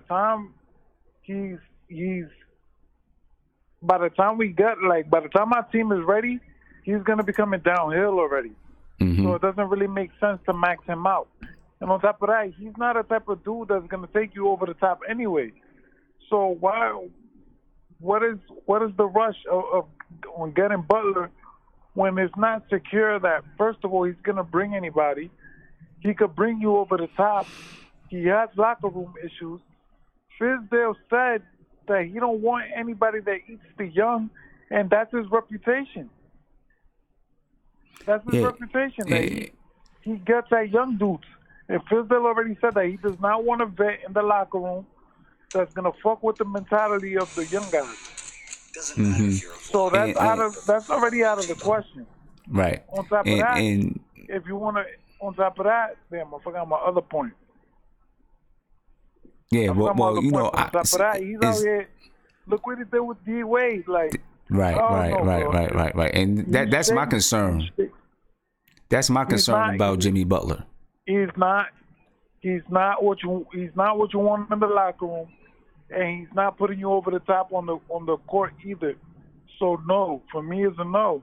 Okay, it's a no. Yeah, and I'm kind of, I'm not even gonna lie, I've been wishy-washy about the whole Jimmy Butler thing. Sometimes I'm like, yeah, maybe. The one thing I do know, I'm not trying to give up young talent. I'm on the fence about. I probably, I don't want to give up draft picks either. If I'm giving up Timmy and Courtney Lee, maybe I do it. My only thing, what I'm nervous about with Jimmy Butler is, just looking at his history so far with Chicago and Minnesota. How does that impact what we're building right now in New York? You know what I mean? That's what worries me about Jimmy Butler. I mean, he's a baller. I'm not bringing him to New York if he does. It's not because it's not going to guarantee me getting anybody. So at the end of the day, we end up with Jimmy Butler, and then what's going to happen? It's going to end up messing with our cap room. And to be honest, one thing that nobody's looking at is that if you look at the cap situation, we're going to have to resign some players. Right. It's not like a cap room is empty. Look, what's his name? Burke contract is up. I think Baker might what's his name? Ron Baker contract, or he got another year left. Mm-hmm. Moutier, Cantor. Yo, there's a lot of dudes that either we gotta start thinking about either they're gonna end up resigning or they're gonna end up walking, and we're not gonna have room for 2 players. I don't see it. So I I just don't know where Jimmy fits, how he could fit. I don't see it, and I don't see with his problems in the locker room. Oh, now I remember the other point I was going to make up. Rondo said it himself, Rajon Rondo. He was like, yo, Jimmy Butler, he's not a leader. He said it when they was playing together. So that's another point to make out. If Rondo's saying it, his former teammates don't like him, and he's constantly getting at the young guys, look at the petty reason why they don't got Joakim Noah playing right now with all that money that he's owed. And you're going to bring in Jimmy Butler after all that? I don't see it. It's not happening. I think people need to get that out their head. Okay. To me, Let me ask you this. In the press conference today, Steve Mills, David Fizdale, he said that Steve Mills and Scott Perry, when they met with him, they said, we'll never tank. How you feel about that? I feel good about that. How do you feel about it? I feel great about it. Look, listen. Honestly, I think what the Knicks are going to do, we're going to end up having a bad season. If we're a lottery pick again this season, I think they're going to end up going for a point guard. And then we're not going to re-sign the point guards that we have, or we're going to just re-sign one. I think that's what's going to end up happening. Also, I'm glad that you brought up the press conference, because one thing that almost slipped my mind until you brought it up was that I want everybody to realize, you notice what they said about Dolan? Did anybody pick that up, or was it just me? They said about Dolan was that Dolan, he's gonna stay out of it as long as things go the right way. Right. So, and if there's going to be any, he's back in. Well, basically, they said as long as things are going according to the plan that they set forth, but then if there's any, if they want to make any sudden changes, if there's any hiccup, if there's any changes or hiccups, they need to bring it by to him. That's what I'm saying. So what I'm saying is, don't let that perception fool you. He's still basically running the shit. He's always going to be running the ship. Yeah, he's always running the ship. He's really he's letting them do their thing, but he has them at arm's length. He's not really letting go of what's going on at that front office, regardless of what's being said. Yeah. And Mills is his little Uncle Tom boy that got his eyes on everything. He's the fly on the wall for him. That's what Mills is. Mills is the fly on the wall. I always knew that. Mills, that's his inside dude. That's what Mills is. Exactly. So I'm at a point that I don't know what to think. I honestly don't believe that we're gonna. I'm in the mindset of believing that we're gonna strike out. I don't want to go with. I'd rather go ahead and think about what if we strike out? How are we gonna move forward then? Instead of what if we get this free agent? Right. All right. I'd rather have that mindset. I'd rather have the mindset of what if we strike out? How are we going to move forward then? I think that's the mindset everybody needs to have, instead of thinking about, all right, we're going to grab AD if we don't grab nobody this year. We're going to grab Durant. We're going to grab Kyrie. I don't see it. All right. I'd rather think about, what are the moves going forward if we don't get this guy? You know what I'm saying? Right. Even though there's a lot of dudes, there's some still, like I used to say, like I said before, there's some cuter girls in the prom that don't have a date yet. Yeah, you know I feel you, man. Hey, man. Dudes is looking at her before they looking at us. Yeah. Hey, bro, I appreciate the call, definitely. And I'm going to get on. I know it's a couple other people that want to jump in here, so I'm gonna try to get to a couple of calls, and then I'm going to get back to the chat. You know what I mean? Because it's popping in the chat. You know what I mean? It's popping in the video chat right now, so it's hard to even get a word in. You know what I mean? So I figured we'll take some calls. But yeah, definitely. I was very encouraged when I heard when I seen that we will never tank. You guys know how I feel about it. I'm not the kind of guy that likes to tank. I don't want to tank. I want to play with the young guys and let the chips fall where they may. You know what I mean? That's just the way that I do it. the way that I feel about it. And everybody has their different definitions of what a tank is and all that kind of stuff. I just want to see the guys go out there and play hard. You know what I'm saying? I want to see them go out there and play hard. I want to see them go out there and try to win games. You know what I mean? Don't lose. Don't try to lose them. Try to win them. All right. I'm gonna get to this next call, and then I'm gonna come to you, Viv, after I get to this call. Call you on live with Nothing But Knicks. What's popping? Hello. Hello. Yeah, you on live, brother? What's up? Hey, Sim. What's up, brother, man? How's it going? I'm chilling, man. How are you? Shout out to everybody. No doubt. Definitely. They in the chat. They're having a good time in the chat right now, man. It's hard to get a word in over there. Got you. Definitely, man. Loving what you guys doing on the MBK channel, man. Appreciate it. Definitely happening here. Appreciate it. So what's popping with you, man? Absolutely. How you feeling about good, man. Go ahead. The press conference today? I liked it. I like the press conference. I like the fact, for one, it's 2 in 1 week so far. If we count the town hall. I like the fact that they coming out before us and just, giving us a chance to, express how we feel and, just stay up to date with what they're planning to do. Right. Now, and Monday in the town hall meeting, they said, of course, they don't expect us to trust them. And I think that's another reason why they keep coming out, answering the same questions, reiterating the same point, and just letting everybody know that they're focused on this team for the 18-19 season.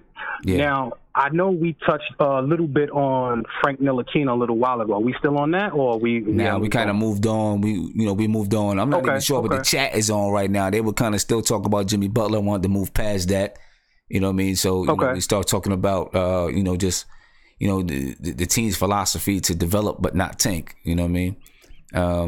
Agreed, man. I agree. I'm not with the tanking. I think we need to let these young guys develop. I mean, wherever we fall in the draft next year, granted it's supposed to be a nice, pretty good draft, like how this one was. But if it means we got to underdevelop our players, we got to ready to try and get a 1, 2, or 3 pick, especially the way the draft is set up now, it's just not worth it. It's just not worth it. Yeah. I feel you, man. I feel you. And the draft is a little bit different. You know what I mean? The top three, with the worst records, they all get a 14% chance of winning that, getting the first pick or whatever. Now, I mean, my thing is just, try to win with the dudes. Teach them those championship characteristics. Absolutely. Teach them the championship ethics. You know what I mean? That's what I'm about. But, hey, man. I agree. Yeah. Hey, I appreciate the call. I'm going to get back to the chat because I know Viv got a couple of things to say. You know what I mean? They're having some good conversations in the chat, it looks like. But I appreciate the call, man. I appreciate you as well, Simon. Just keep doing your thing. Keep doing what you're doing.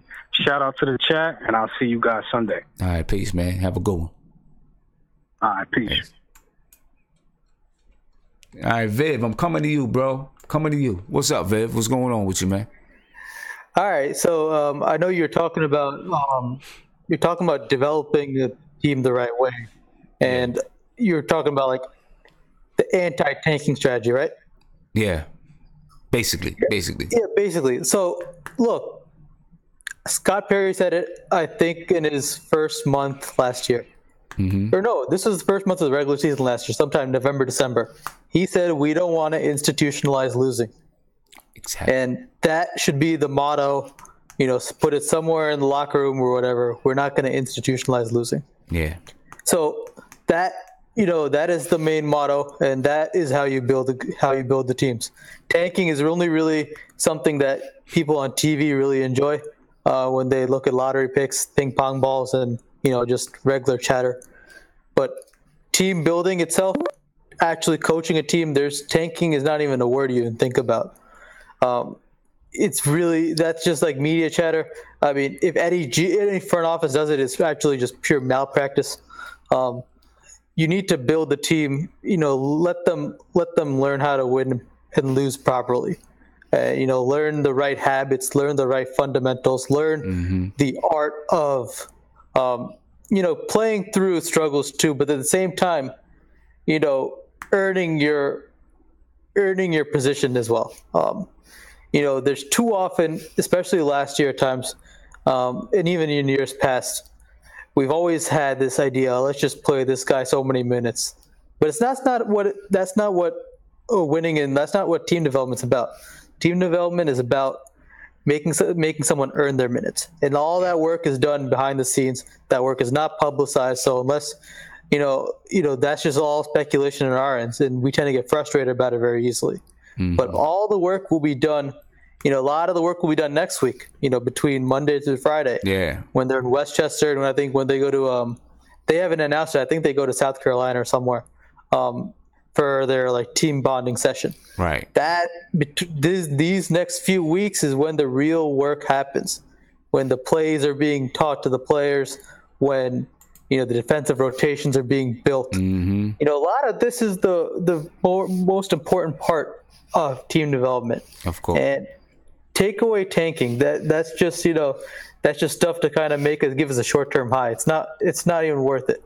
Yeah. Make sure the players are taught the right way. Make sure the players are taught, when to make the right pass, to get the ball in time to different players, to properly set picks, to cut, to not switch, to communicate.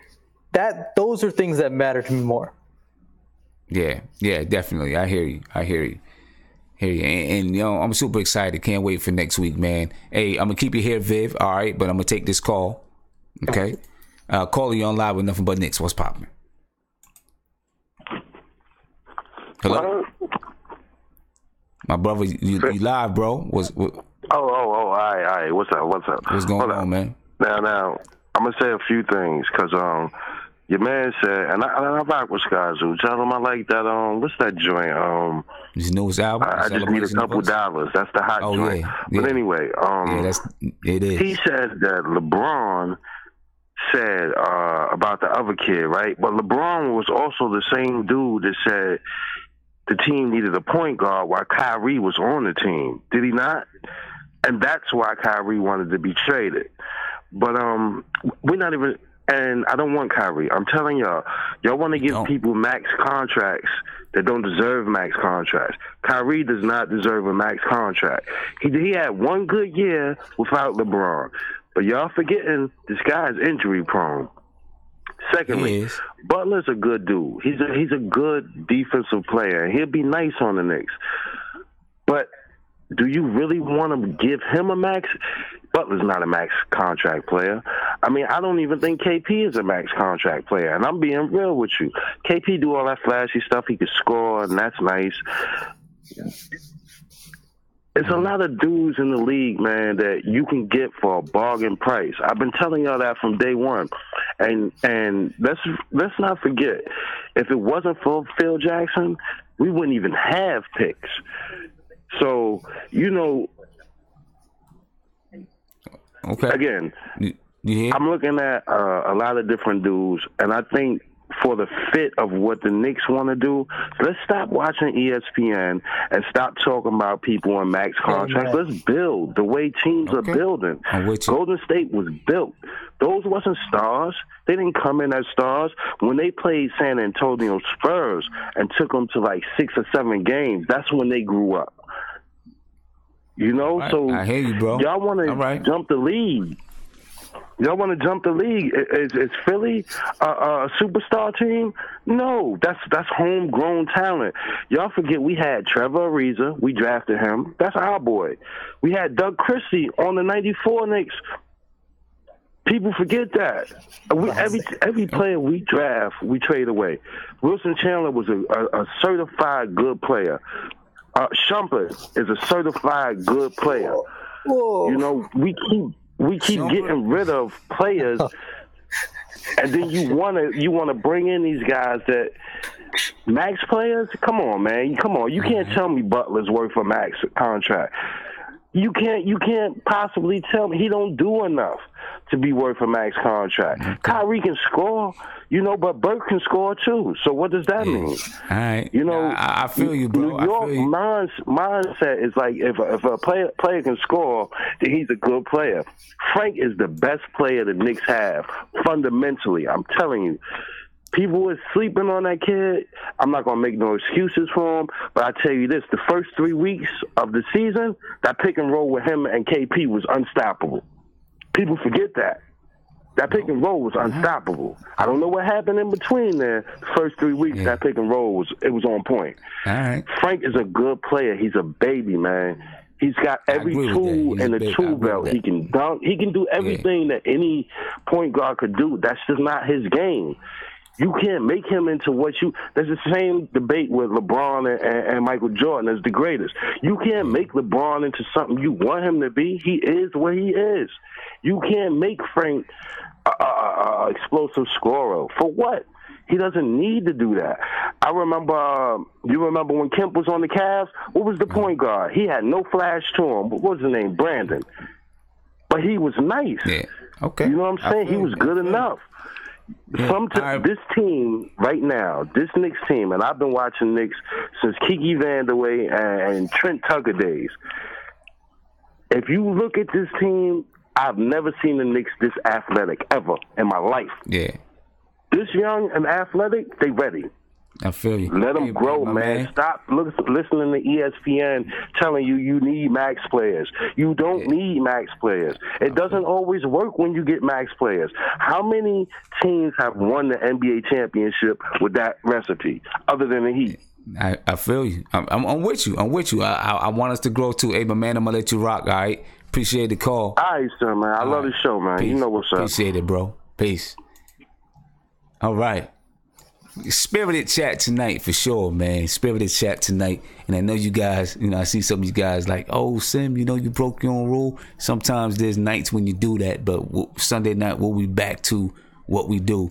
I'm going to take one more call. We're going to start getting into the the last word of the night. Take one more call. Call you on live with Nothing But Knicks. What's poppin', man? My man, Sim, what's good? Rube right here. I'm telling. What's up, Rube? What's poppin' with you, bro? Hey, what's up with the chat? What's up with everybody? Peace and love. Sorry I can't chat in today. Just getting off work. Just getting to the crib. Yeah, you would have liked it. It was a spirited chat today. We got rapper Skyzoo joined us tonight. You know what I'm saying? And he came in. He got some some of the same. Some of the same reservations you got about Frank, but he's all off on Frank. He don't want Frank at all. But everybody, it's cool. You know what I mean? Right. So we just have the chat is live and open tonight. So you're missing it, but we can't wait to get you back. You know what I mean? Man, you know what? You know what's funny? I'm having a rap party tomorrow, and I'm gonna watch this anyway, like I always watch. I always watch them back. So just two comments. First thing I want to tell you is I'm having a rap party tomorrow, and so I might be free for next week, but I don't know. I might go right back into another film. I'll find that out tomorrow. Bro. But what you do, bro? In this, I'm not acting for anybody. I know that you said I'm acting. I am an actor, but I'm not acting. I'm actually working as a crew member. I'm in the electrical department for on this film. So just to be clear on that. For as far as that, I know that you said that in the chat. But it's great working in the business. But as far as Sam, I got to get in on some of these people who I heard. I didn't hear much. I'm sorry. I can't wait to watch it. I didn't hear much. But the last caller, he was making so much sense. And I agree with a lot that he said, Sam. But this is where I'm off at. Who thinks Frank Ntilikina had an amazing year last year? Nobody. I don't think anyone thinks he had an amazing year last year. Now, I'm definitely not saying that this cat is a bust or that he's bad. He's not bad. I actually think he's an A+ defender, and that says a lot. I love his wingspan. I love Frank Ntilikina. But people on the chat saying we got to build, we got to, Boston, and that's what we doing. What's Mitchell Robinson? What's KP? Who was Kevin Knox? Who are these players that we've been pulling in that's young, we've been building? That don't mean that every player we draft, we have to keep Frank Ntilikina. If we don't, we're doing something wrong. Everybody got to understand something. We are building, and the people who've been building are not in control right now. We got new people in control. Let them take what we built and make something of it. Yeah. And for the people who say Jimmy Butler shouldn't get no money, Kyrie shouldn't get no money, Kyrie injury prone. Okay, so then who gets the money? Y'all got to name players that get the money if Kyrie isn't worth it, if Jimmy Butler isn't worth it. Okay. And then if anybody say that Jimmy Butler can't ball, watch basketball. The cat is one of the best defenders in the game, and he has a head problem. It's not that he can't ball. He's a very good basketball player. So I'm sorry to take up too much time, but I want to go ahead and close out real quick. I feel you. Hey, man, keep doing what you're doing out there, man. Okay, my bad. No, I hear you. My fault. The last thing I want to say, Sam, because you can go ahead and jump off, and I can just listen to what you got to say and reply, because I know people got to get it in. Listen, Sam, this man named Wilson Chandler and Iman Shumpert as the people who we should have kept to win a championship. If anybody in the chat feel like, oh my God, we totally lost because we traded those players, because we don't have those players, y'all not watching the game. None of those players have been the key reason somebody won a championship. Yeah. All you think about Wilson Chandler is we gave up too much in that trade. That was it. It's not that we had to keep him. We just gave up too much in that trade, and it would have been good to keep somebody. So that's just what I have to say about that. And I'm going to listen to what people have to say, and, I watch the chat. I'm going to say what's up to my people who are always in the chat. Nick Dog was goody. Vic was good. What's going on with my boy, who I can't stand most of the time, Guillermo, because I can't wait to talk to you personally. And Mark, you know me and you ain't never on the same page, but what up? Isaiah was good. And the new people, what's going on? My boy Aunt G, I see you in there, bro. So I just want to say what's up to everybody in the chat. All the normal people in Sim, I'm sorry that I ain't got no time, man. But I watch everyone. I love this, man. Appreciate it, man. You know what I was supposed to say. I had to call back. Yeah, appreciate it, bro. Keep doing what you're doing out there on the set, man. We looking forward to when you come back in the chat, but keep knocking it out there, man. Sunday night is a big one too. We had Skyzoo tonight. Not Sunday night, next Tuesday. Next Tuesday is a big one. We got a bunch of guys, Knicks Film School, Hard Knicks Life. We got who else we got? We got Viv that's going to be here, Hard Knicks Life, Knicks Film School, Knicks Fan TV, Nick of Time show. We got Jay Macri, so we got a whole group that's going to come here, and we're going to have a nice big round table to kick the season off. So that's going to be a good one. It's going to be a nice one. Tuesday night. All that's going to be Tuesday or that's Sunday? That's all Tuesday night. Man, I'm guessing I'm gonna be able to be there according to my current schedule, but I'll find out tomorrow. Yo, Sam, I'll text you. We're connected a little bit more. I'm gonna be up in your area in Maryland soon. I hit you up about that. All right, no doubt. Let's do it. Yo, one love, everybody. All right, peace, bro. One. All right, we're gonna get back. We're gonna get back over here to the video chat, man. Viv, what's going on in the chat right now? So I know where we at. Update me. So they're just talking about the team development, trying, I guess there's revisionist history going back to the whole Melo situation. Jumping back just having all those pieces and then just get, basically, it's like if you trade Butler, you're basically trading away like key pieces to the team. So that's all they're really talking about. Okay. Blaming. When you look at back then, the D'Antoni days, it was cool, but let's keep it a buck. That they wasn't going where they needed to go. Let me tell you, They can't hear Sim no more. They wasn't. So you had Gallinari, who was averaging 17 points a game, finally going to basket, getting fouled. Wilson Chandler. We weren't gonna go any farther than maybe the 7-8 season. That's how I get mad about Knicks fans. Y'all Knicks fans, once y'all get a little bit of progress, y'all want to jump to championship mode. Championship teams don't develop overnight, we bro. Suck defensively. You had a foundation. Remember how I'm not even saying that team would have been the one to take us. We sucked Fine, you go to the agency and you discern, all right, do we need Melo? Do we want Melo? You add them on and you build with the team you have. You don't give up pieces like that, like they did. You know the closest we got, I think all of y'all know it, was the 12-13 season when we won 54 games. Yep. That was the closest we got. We got killed by the Pacers. And continuing. Right.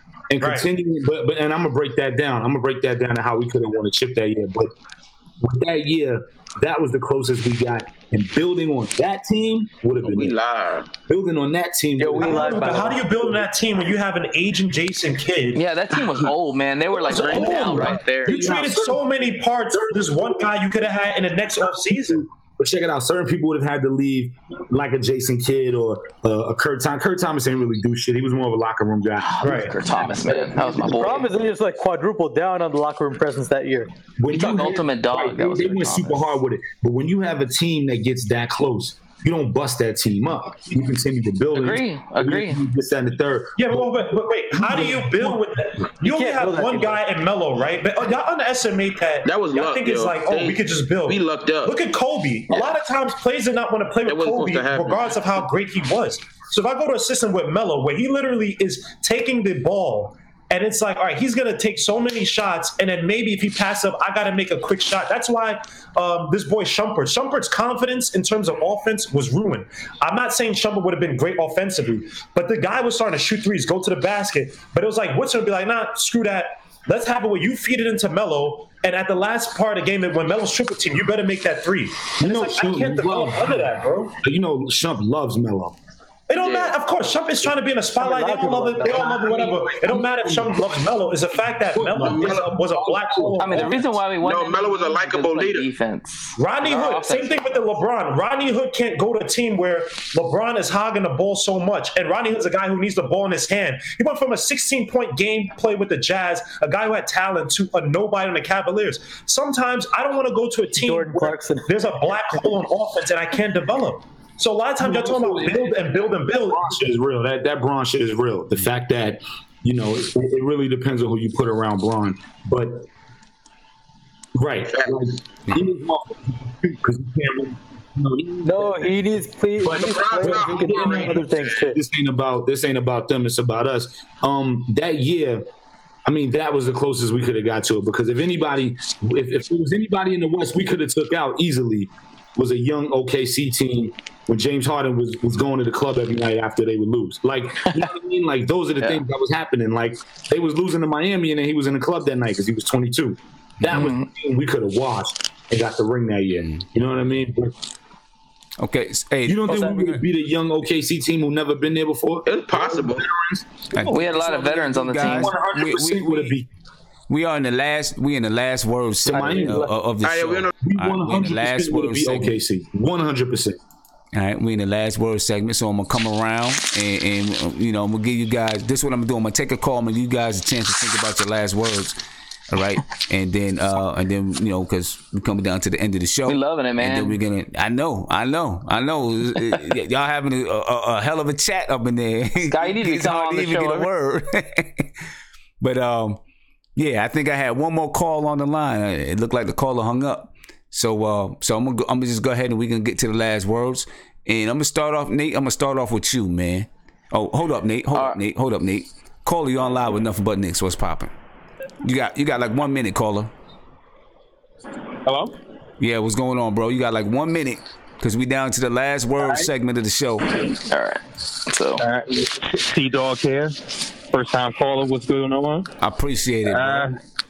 Yeah, I'm just going to freestyle because there's a whole bunch going on that I caught up in the middle of. But yeah, I like Frank, and and I say we ride with him for a year, see what he can do at the very least, he'll be a good defensive player, But you got to have scoring on there, on the team. So when KP come back and see what Knox can do, and I'm sure Cantor's going to be gone with the $18 million after this year, so. Right. Robinson don't seem like he's going to average high figuring points unless it's all putbacks. All I got to do is be patient. I wouldn't be giving away the farm for Jimmy Butler, though. The guy's over 30 years old. We're not doing that. He is what he is already. He's not taking nobody to the top. Yeah. We're not doing that. And I trust the front office, too. I trust the front office not going to do it. And they haven't won. They haven't been winning since the 90s. What's another year or two of trying to build it right? Yeah. What I'm trying to say. All they got to do is keep it tight. Don't panic. These cats on here, boy, there's a lot of panicking going on. Hey, man. Hey, we're having this, they're having a spirited debate, a fun one, though, man. It's been a fun show. I was watching a football game. I had to, and I'm at work. Okay. So I can only do but so much. Yeah, I feel you. So I just tried to get in at the end. The game is over now. Yeah. And, one day I might make carve out some time, like on a Tuesday when there's no football, and I can try to get up in there. Yeah. But, I like this. I like what you got going on here, and I'm already subscribed, so I usually just catch the replays, like when I get home in the morning. All right, man. Appreciate listen to what it is. And listen, if you get I wish I was going to the basketball game, but the timing wasn't right. I just came from Dallas watching the Giants out there, and then I got to go to homecoming at the end of October, so I was there. Okay. I'll catch up to y'all though. Y'all doing a lot, so y'all gonna have another game. I think you said. Yeah. We're gonna have November 4th in DC, and then we're doing Martin Luther King Day. So just do this, man. Go on the website and sign into the website. When you sign into the website, it'll ask you for your email, and then I'll send out messages through that website, and it'll come to you, when we're doing something, so you can kind of get first dibs on it. All right. No doubt. Martin Luther King looked like a go. Okay. Yeah, that's right down here by my job, so I can do both. I can go to the game and then go to work. That's perfect. Yeah, that's what's up. All right. Well, yeah. Sign up so you can get it, because a waiting list is gonna be coming out in the next day or two for the Martin Luther King. All right. Good looking out. All right. I'll Peace, talk man. to y'all later. Be good. Definitely. All right. One. Out. All right, fellas. Now I'm coming into the chat now, so we can we can wind this down. You know what I'm saying? It's been a good one. So Nate, I'm coming to you, Nate. What up, Sim? Live, brother. Hey, man. Shout out to the chat. Shout out to Sky, man. Keep doing what you're doing. I'm gonna put you on the spot for 1 sec. I want you to say one nice thing about Frank Ntilikina. Hold up. We didn't hear that. What'd you say? What'd you say, Sky? Say one nice thing about Frank Ntilikina. He said he's 6'5". 6'5". That's it. I'll take that, man. Hey, you can't coach size. Nah, man. I mean, I didn't listen to the media press conference with the brain trust, but I'll check it out. But I mean, it's nothing I haven't heard already. Trust the process, develop the players. Right. Positionless basketball. I mean, we're going to compete. I mean, that's all Knicks fans want to see. Is they want to see a good product on the court. Yeah. Whether it's defensively, whether it's offensively, we want to see a good product on the court. And to build on it. And I think they said the right thing by saying, hey, we don't want Butler. We like what we have here. We believe in our young guys. I'm all for that. I really do. I think, like I said before, the Knicks got to be real careful that whoever they bring in is the right player in the right system for what they're doing, and just don't go for a player just because you want to get better right here and there. I think you have the right players in play, and you just got to build from there. That's it, man. I appreciate it, man. Hey, Nate, we'll be back Sunday night, man, 10:30. All right, man. Y'all take it easy. Right. Have a good night. Peace. All right, peace. All right, let me see who we got next. Let me come to Guillermo. I'm coming to you, Guillermo.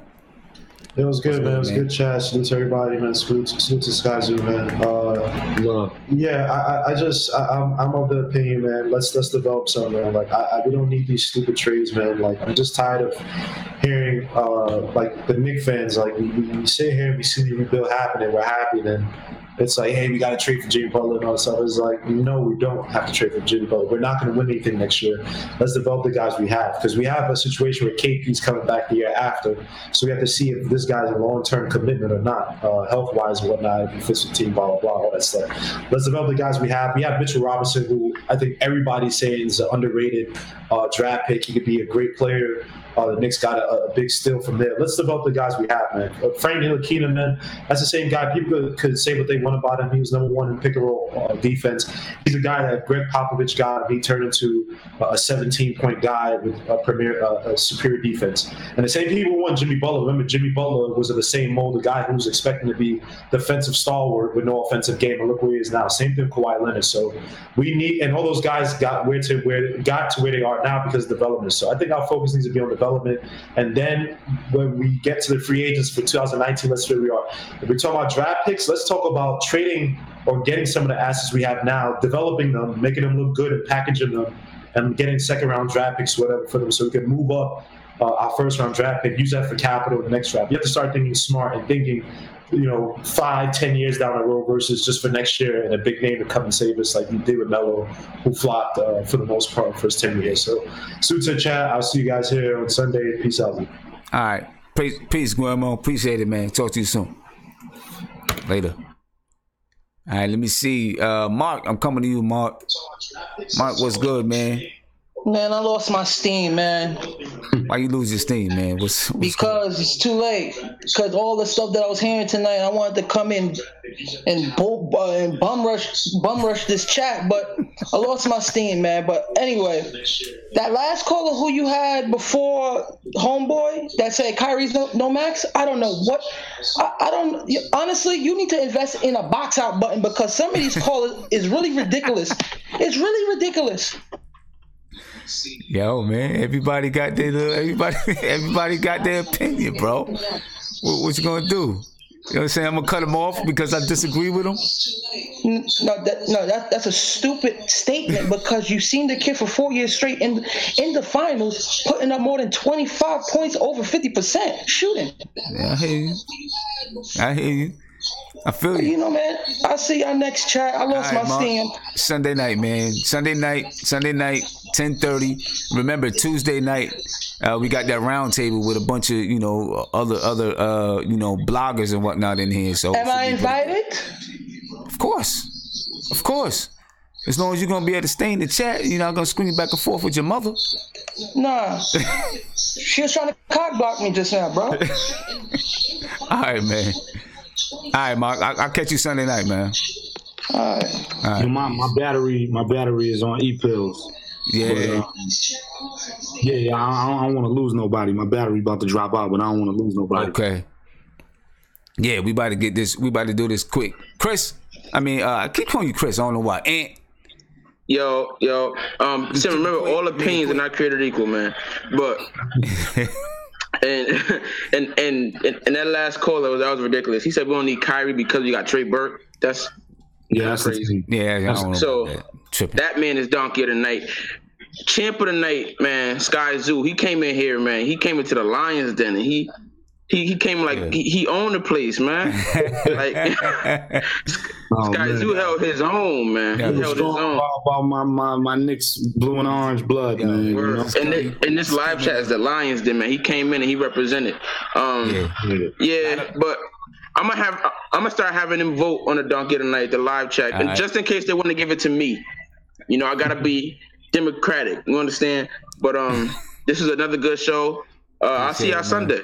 All right. See you Sunday, man. Love. Peace. Yo, yeah, Sky, a lot of people don't want to call into the video chat, man.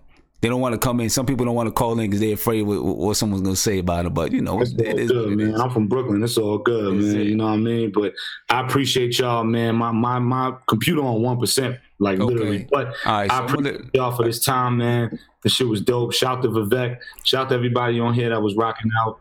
Peace and love, man. It's a good time. Yeah. Just remember this, man. Leave y'all with one last sentence. Gotta get rid of Frank. That's it. Hey, I hope, let that motherfucker go to Charlotte or somewhere and hone his little craft and develop. Gotta get rid of that motherfucker. That motherfucker's a bum. That's it. All right, hey, man, we love to have you come back. I mean, you can jump in anytime you want. You know what I'm saying? Absolutely, man. For sure. We'll keep in touch with it because I love it. Yeah. All right. Appreciate it, man. Appreciate you coming on. One. Peace and love.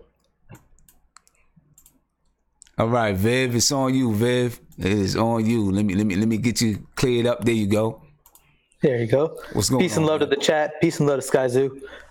It's great having him come to the Lions Den. Yeah, man. But I do got the last word, and he said, get rid of Frank. I say keep Frank. There you go. And by the way, he's 6'7", so he may not even. He may be more than just a point guard coming soon. Yeah. So and look, all I gotta say is all about team development, player development. Coaching development, and the Butler thing. I just want to mention one caveat with that. The reason people are probably looking into trading him, it's a numbers game.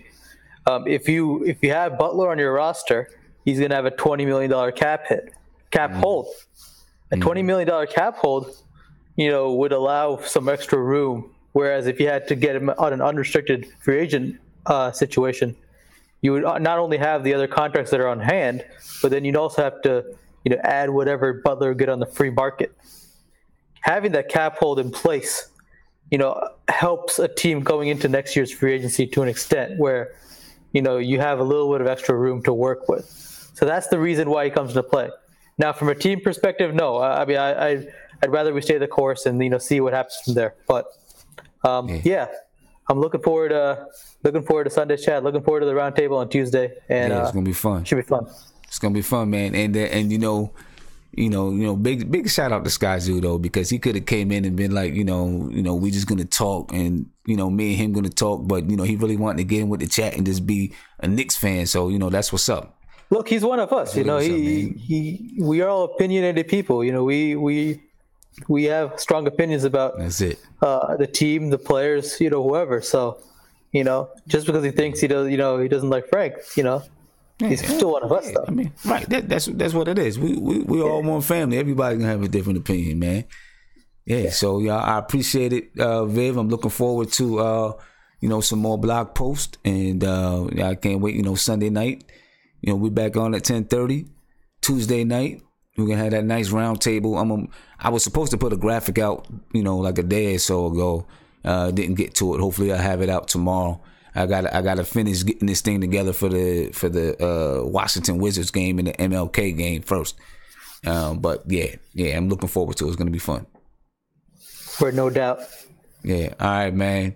I will definitely be in touch with you. All right. So have a good one, man. Peace. Yep. See you Sunday, man. All right. See you Sunday. Yeah. All right. Knicks fans, I thank you guys for staying on with us, man. It was a great show. Great show. And you're right. I did. I was relaxed a little bit on the road tonight. You know what I mean? Because it was just one of those nights. You know what I'm saying? We had Sky in, and I wanted to give him a chance to just be him. I ain't gonna hide about it. But we back to our regular rules on Sunday night. We're gonna, but we're gonna have a good time. Anyway, Sunday night we're here at 10:30. But don't forget about this round table. You know what I mean? The round table on Tuesday night at 10:30. We got, of course, myself. I'm gonna be here. Viv should be in the chat. Ant should be in the chat. But we're gonna have Knicks Film School. We're gonna have Hard Knicks Life, Knicks Fan TV, Nick of Time Show. I know I'm forgetting somebody. Jay Macri. It's going to be a packed show, and we're really going to talk about what we expect for the season. It's going to be a really good show. You know what I mean? And of course, who's Mark? You in there too? But I'm just saying, Mark. I seen what you said, man. I seen in the chat. You was like, Viv is the new man. Now there is no the man in the chat. You know what I mean? It's not like that. It's just when I call on you, bro, you don't be paying attention. So what I'm supposed to do? You know what I'm saying? When I call on you, you don't be paying attention. So you know what I mean? You gotta get it ready. You gotta get it ready. Mark, you gotta be ready. But anyway, you know what I'm saying? It was a real good show tonight. I had a lot of fun. And I hope you guys had fun too. Let me know. Leave it in the chat. You know what I mean? Leave it in the comments. Let me know what you think. Any feedback you ever have, you know what I'm saying? Leave it in the comments. You know what I mean? Leave it in the comments. Let me know, because I welcome all feedback. Because all I want to do is, I just want to continue to make this show grow, and get bigger and bigger and bigger. For all of us, you know what I mean? So we continue to have this venue to be able to outlet. You know what I mean? So we're gonna keep it coming. Donald Cannon, you said, Sim, where's our apparel? Yeah, man. I said I was gonna put the link up, and there's still a couple of little things that I want to work out before I put the link up, but I'm definitely gonna put it up. I'm gonna look to have it up there by Sunday. And if I have it before then, it'll be actually, if you go on the website, you can actually go on the website and you can click, and there's a limited number of t-shirts that you can purchase from there. You know what I mean? So Nathan Castro, you said, Sim, I want to be in the town hall. So this is how it's going to work when we do the round table. I'm going to have a number of guys in there, and I'll probably have one slot open for people who want to call in. Right? So if you call in, I'll give you your chance. You get your little bit of chance. People that want to not call in, but jump into the appearing, I'll give you your chance, and then I'll take you out. We'll keep the guests in there. I'll give you a chance, take it out, then somebody else can jump in. All right. So you will get a chance to jump in and talk with everyone. But on a regular night, you can always just that right at the bottom of the screen, you see the number 516-405-2246, and then you see the link appear.in/NBK. You know what I mean? And you can always jump in there. Now, will I let you in? You got to knock on the door. Will I let you in? Depends on what's going on with the night. If we're full, maybe not. If it's not full, I'm definitely going to let you in. So anyone can appear on the show. Anyone can video in and appear on the show. All right. Again, man, I appreciate you guys. Thank you for sticking with us. You stay up late every night, listen to the show, you watch the replays, continue to share it, like it, hit the like button, leave it in the comments, share it out to, to whoever, get everybody in here. And we're trying to bring everyone in here. You know what I mean? So we can, we can create the biggest Knick Nation that's out there. So then that way we can start storming Boston, storming Philly, storming DC with 500, 600, 700, 1,000 people. Let's do it. Let's make this happen. All right. I appreciate you guys. And I'm about to head out of here for the night. Have a great weekend. I'll see you Sunday night, 10:30. Peace.